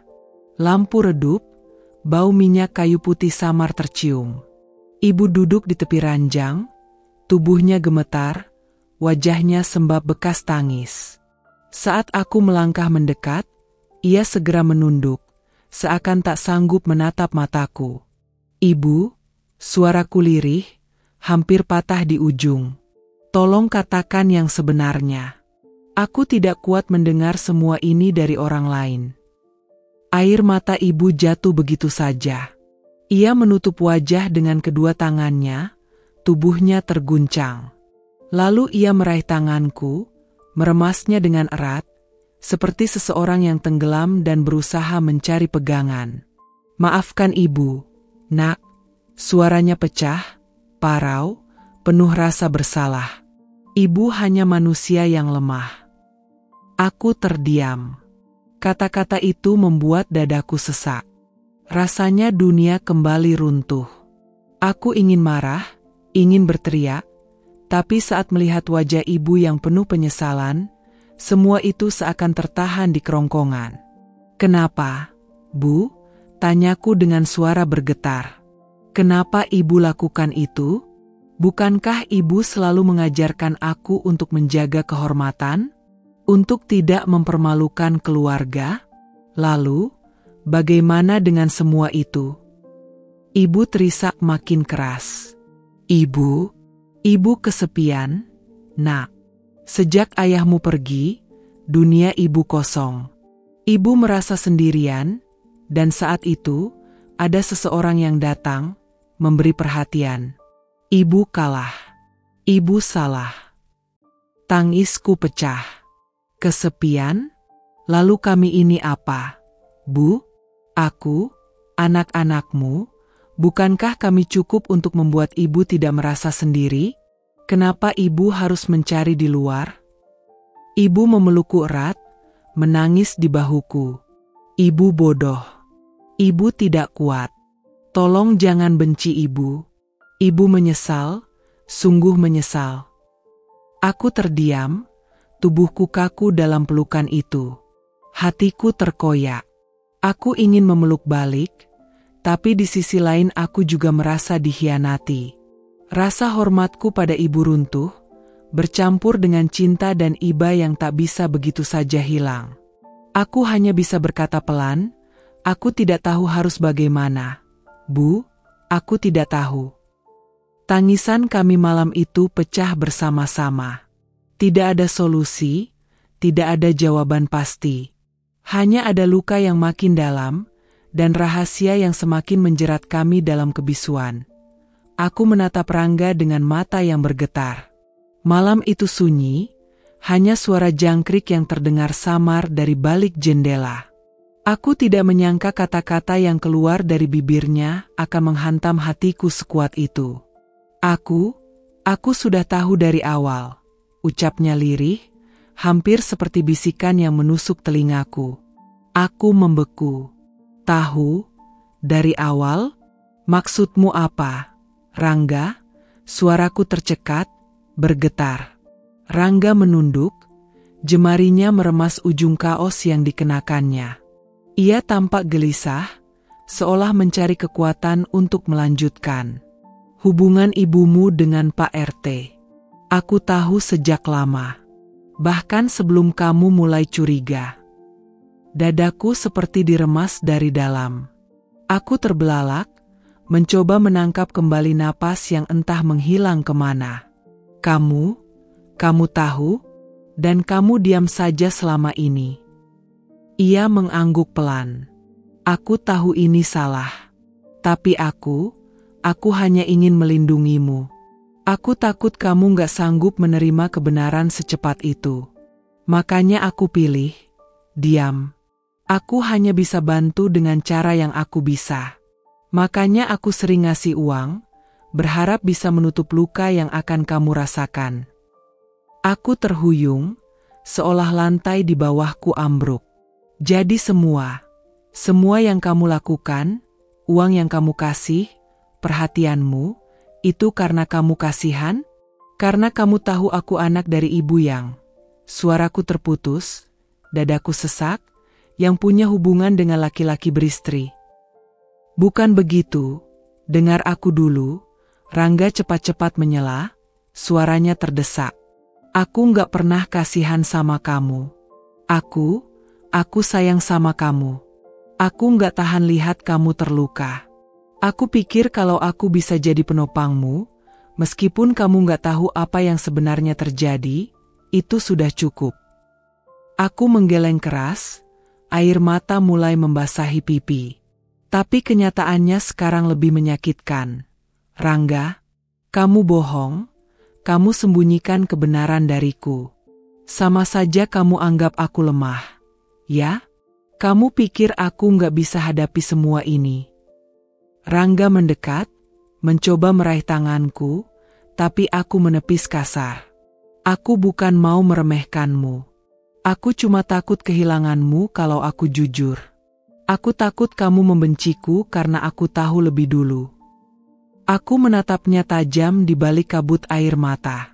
Tapi justru sekarang, aku gak tahu harus percaya siapa lagi. Kamu, yang katanya sayang sama aku, ternyata dari awal sudah membohongi aku. Ibu, yang selama ini aku anggap teladan, ternyata, suaraku pecah. Aku tak sanggup menyebutkan sisanya. Rangga terdiam, wajahnya kusut penuh penyesalan. Aku salah. Iya, aku mengaku salah. Tapi percayalah, semua yang kulakukan karena aku ingin menjaga kamu. Aku lihat sendiri bagaimana hancurnya kamu saat mulai curiga.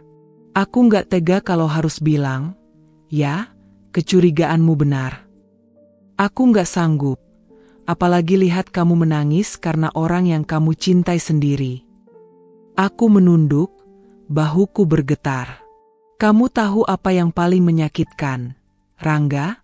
Tanyaku dengan suara parau. Bukan hanya soal ibu, tapi kenyataan kalau kamu pun ikut-ikutan sembunyikan hal ini. Kamu seharusnya jadi orang yang paling jujur sama aku, bukan orang yang ikut membuat aku hidup dalam kebohongan. Rangga menarik napas panjang, lalu menatapku lurus. Aku rela kamu marah. asal kamu tahu satu hal, aku nggak pernah berhenti ada buat kamu. Bahkan kalau kamu dorong aku pergi, aku tetap akan ada di dekatmu. Luka ini memang dalam, aku tahu. Tapi jangan hadapi sendirian.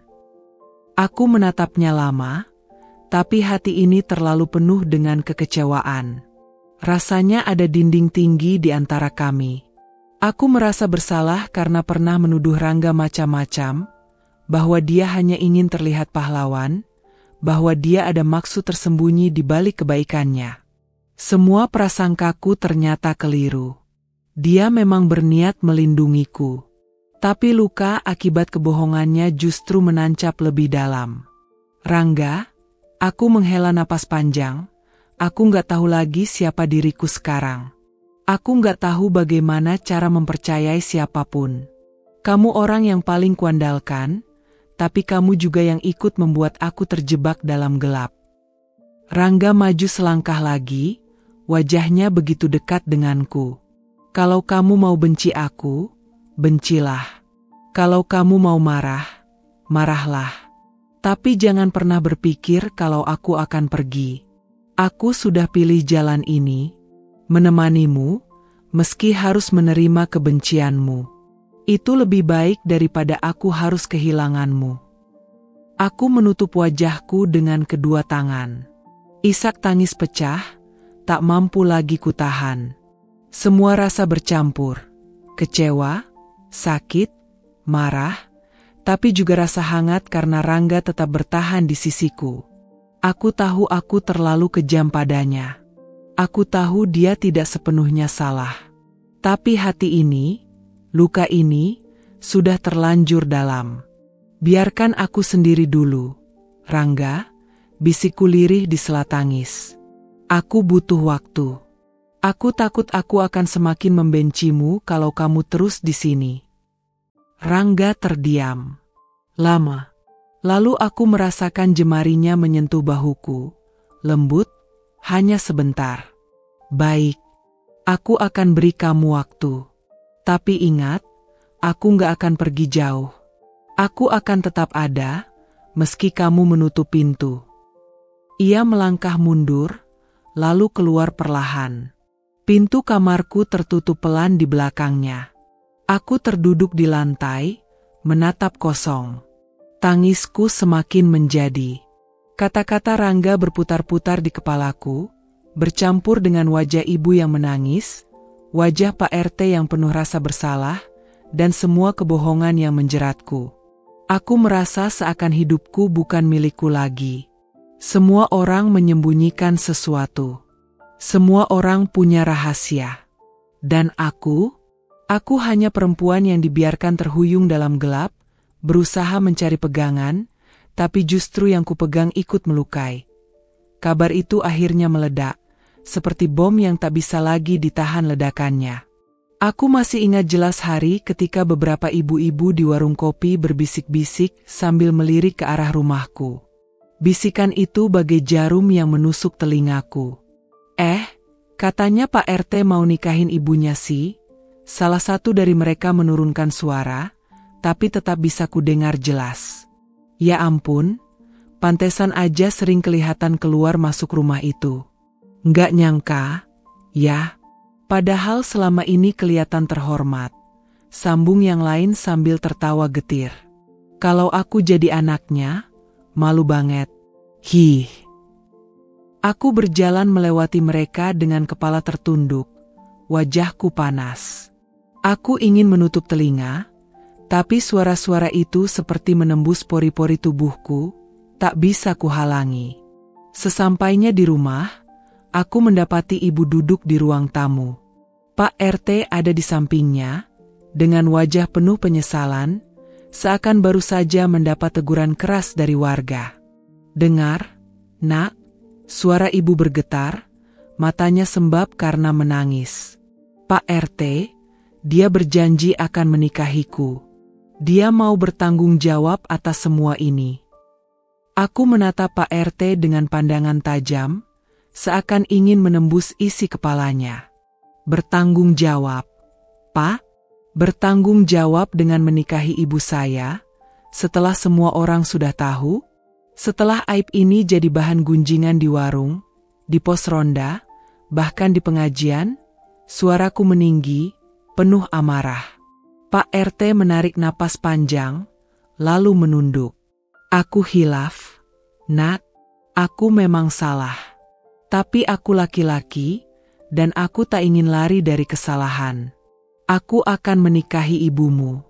Biar orang bicara apapun, aku tetap akan jalani. Aku tertawa pahit. Mudah sekali, ya, Pak. Menikahi ibu saya seakan semua masalah akan selesai begitu saja. Padahal, nama baik kami sudah hancur. Harga diri saya sebagai anak sudah diinjak-injak. Apa Bapak tahu rasanya jadi bahan ejekan warga? Ibu langsung memegang tanganku, suaranya lirih. Nak, jangan begitu. Ibu juga nggak ingin semua ini terjadi. Ibu cuma manusia biasa yang butuh kasih sayang. Ibu salah, ibu tahu. Tapi jangan sakiti ibu dengan kata-kata itu.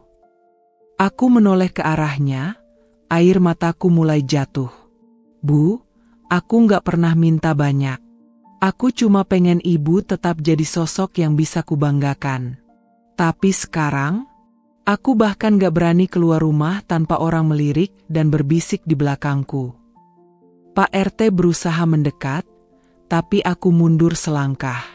Jangan, Pak, jangan dekati saya. Bapak sudah cukup merusak hidup kami. Kalau aku tidak menikahi ibumu, apa kamu mau orang-orang makin menghina?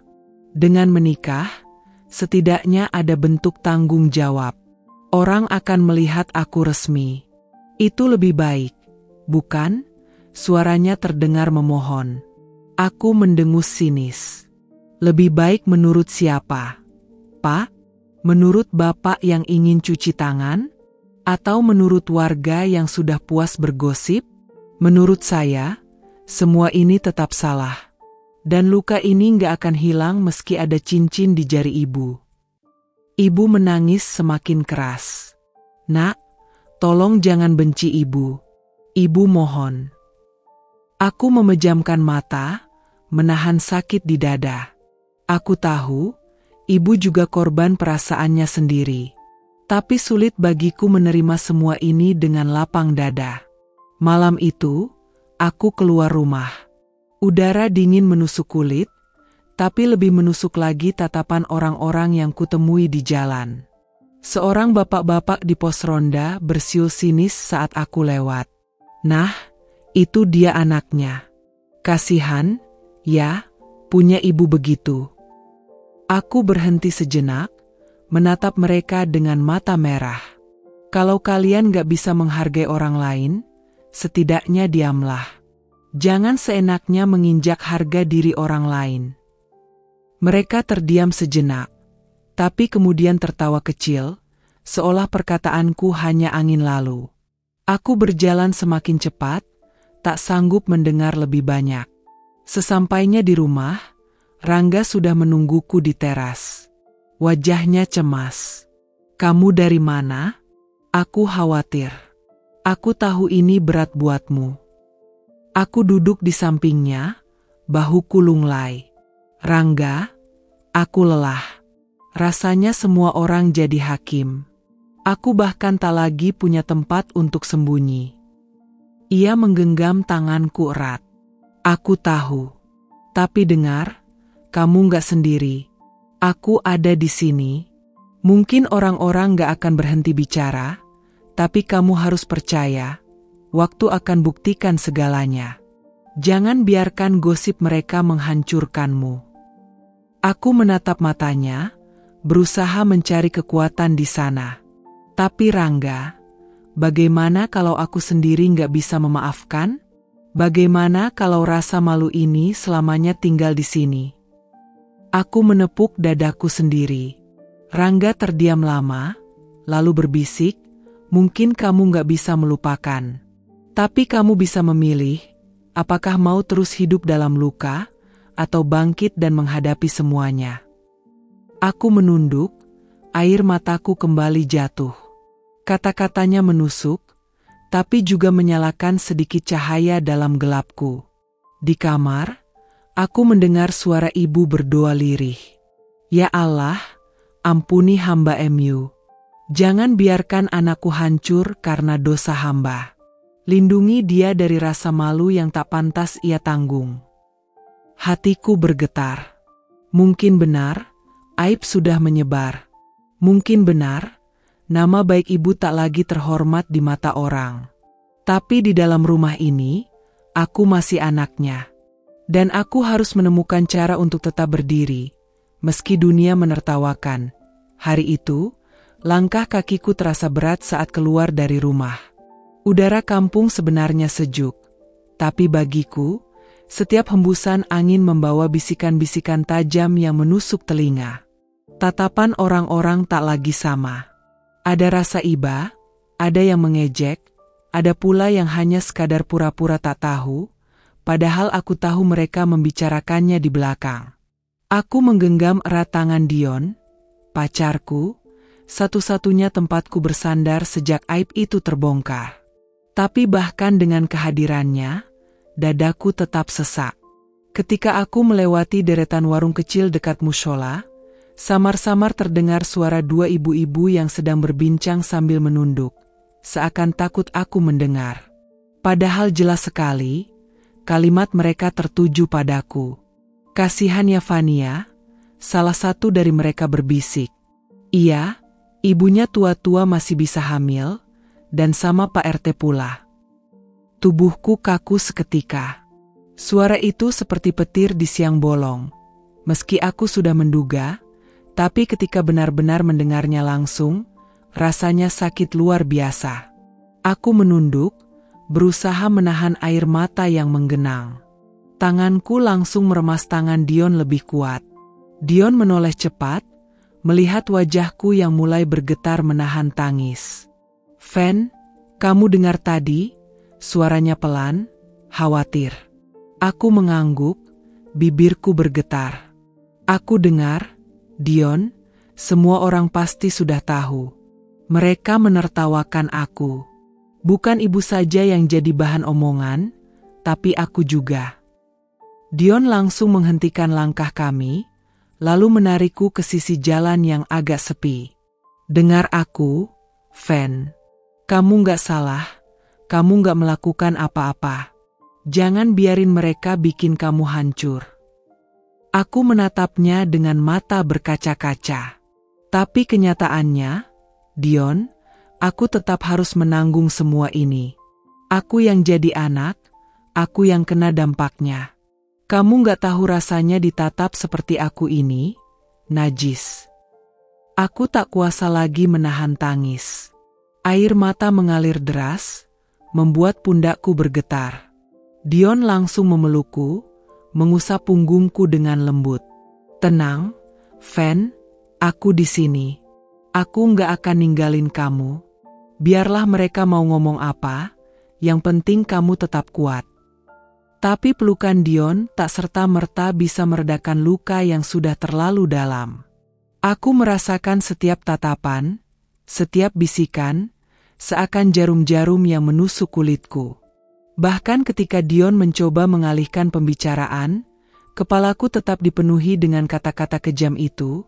Ibunya tua-tua masih bisa hamil, sama Pak RT pula. Sore itu, ketika aku pulang, suasana rumah juga tak jauh berbeda. Ibu duduk di ruang tamu dengan wajah pucat. Dia seperti kehilangan nyawanya. Berhari-hari ia tak berani keluar rumah. Rambutnya yang dulu selalu disisir rapi kini berantakan. Matanya sembab karena terlalu banyak menangis.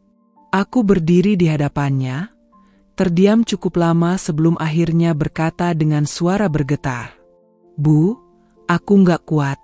Semua orang ngomongin kita." Aku keluar rumah sebentar aja, langsung dengar bisikan yang menusuk hati. "Sampai kapan aku harus hidup kayak gini, Bu?" Ibu menatapku dengan mata penuh air. "Fania, nak, maafkan ibu. Ibu gak pernah bermaksud bikin kamu malu. Semua ini kesalahan ibu, Suaranya parau, hampir tak terdengar. Aku menutup wajah dengan kedua tanganku. Kalau memang ibu tahu ini salah, kenapa ibu masih melakukannya? Bu, kenapa harus dengan Pak RT? Kenapa harus bikin aku jadi bahan ejekan seisi kampung? Ibu menunduk, menangis tanpa bisa menjawab. Lalu tiba-tiba pintu rumah diketuk. Ayah? Tidak. Aku tahu siapa.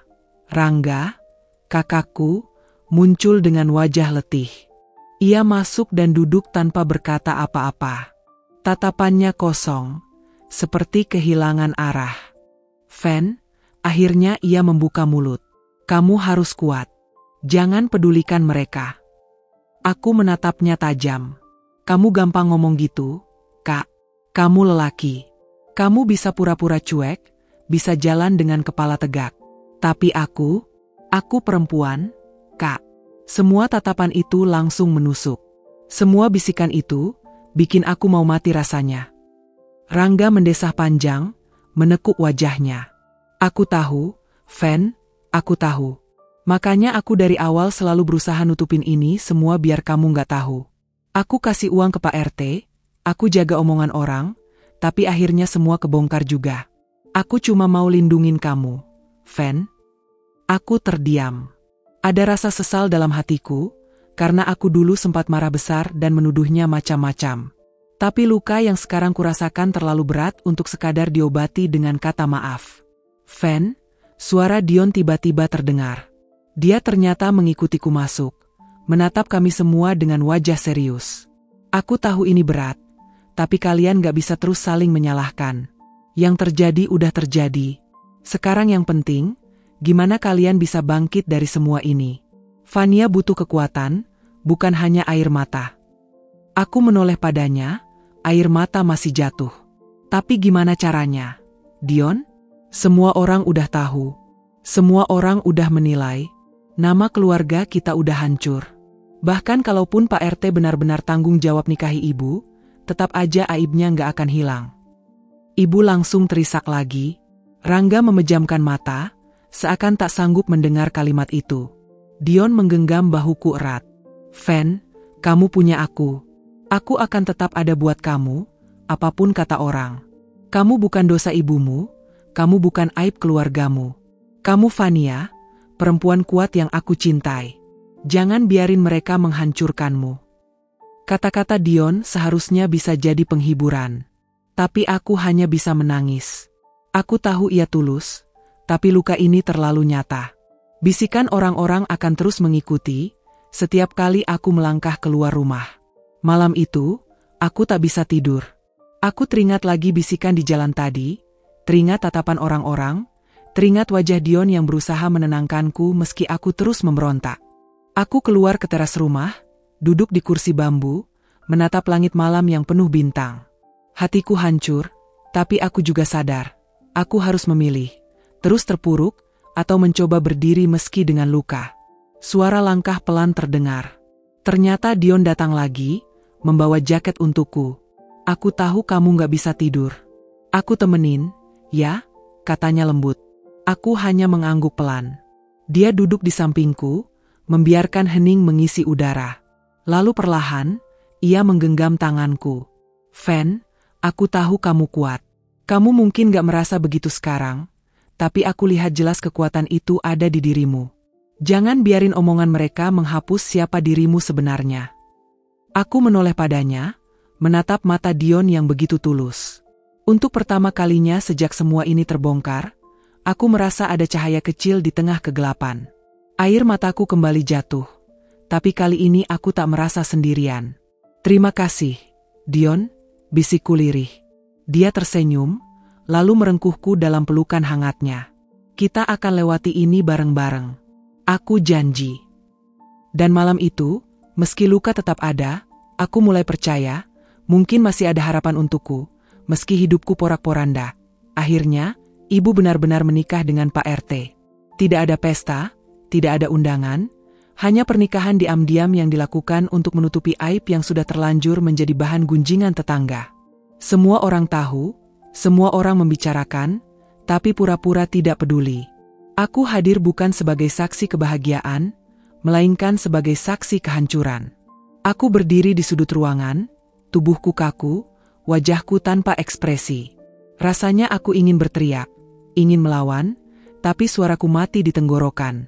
Sejak hari itu, sesuatu dalam diriku patah. Aku merasa kehilangan segalanya, kepercayaan, kebanggaan, bahkan arah hidupku. Ibu yang dulu kuanggap pilar, yang selalu kupegang sebagai tempat pulang, kini berubah menjadi asing. Suamiku yang kuanggap sandaran, ternyata ikut bersekongkol dalam menyembunyikan kebenaran. Dan aku merasa bodoh, karena terlalu lama menutup mata, berpura-pura tidak melihat tanda-tanda yang sebenarnya sudah jelas. Rumah ibu yang dulu penuh tawa kini, hanya menghadirkan sesak di dada. Saat aku melangkah masuk, aku hanya bisa berdiri kaku, menatap dinding-dinding yang kini seakan menyimpan rahasia kelam. Bau masakan ibu yang dulu selalu membuatku betah, kini justru mengingatkanku pada kepalsuan. Suara ibu yang dulu menenangkan, kini terdengar seperti gema pengkhianatan. Aku sering bertanya pada diriku sendiri, apakah aku masih bisa memaafkan? Tapi semakin ku coba, semakin dalam luka itu menusuk. Bagaimana mungkin aku memaafkan? Ketika setiap detik kebersamaan berubah menjadi pengingat bahwa orang yang kucintai sanggup menghancurkanku tanpa ragu, tetangga mungkin akhirnya diam, berita mungkin perlahan redup, tapi luka ini tidak pernah padam. Ia menempel, hidup bersamaku, menjadi bayangan yang mengikuti setiap langkahku. Kini aku benar-benar sadar, keluarga bukan selalu tempat paling aman. Kadang, justru dari sanalah datangnya pengkhianatan yang paling menusuk, luka yang paling dalam, dan rasa kehilangan yang tak pernah bisa terganti. Dan setiap kali aku berdiri di depan rumah itu, aku hanya bisa berbisik dalam hati. Aku pernah percaya keluarga adalah tempatku pulang. Tapi kenyataannya, di sanalah aku justru kehilangan segalanya.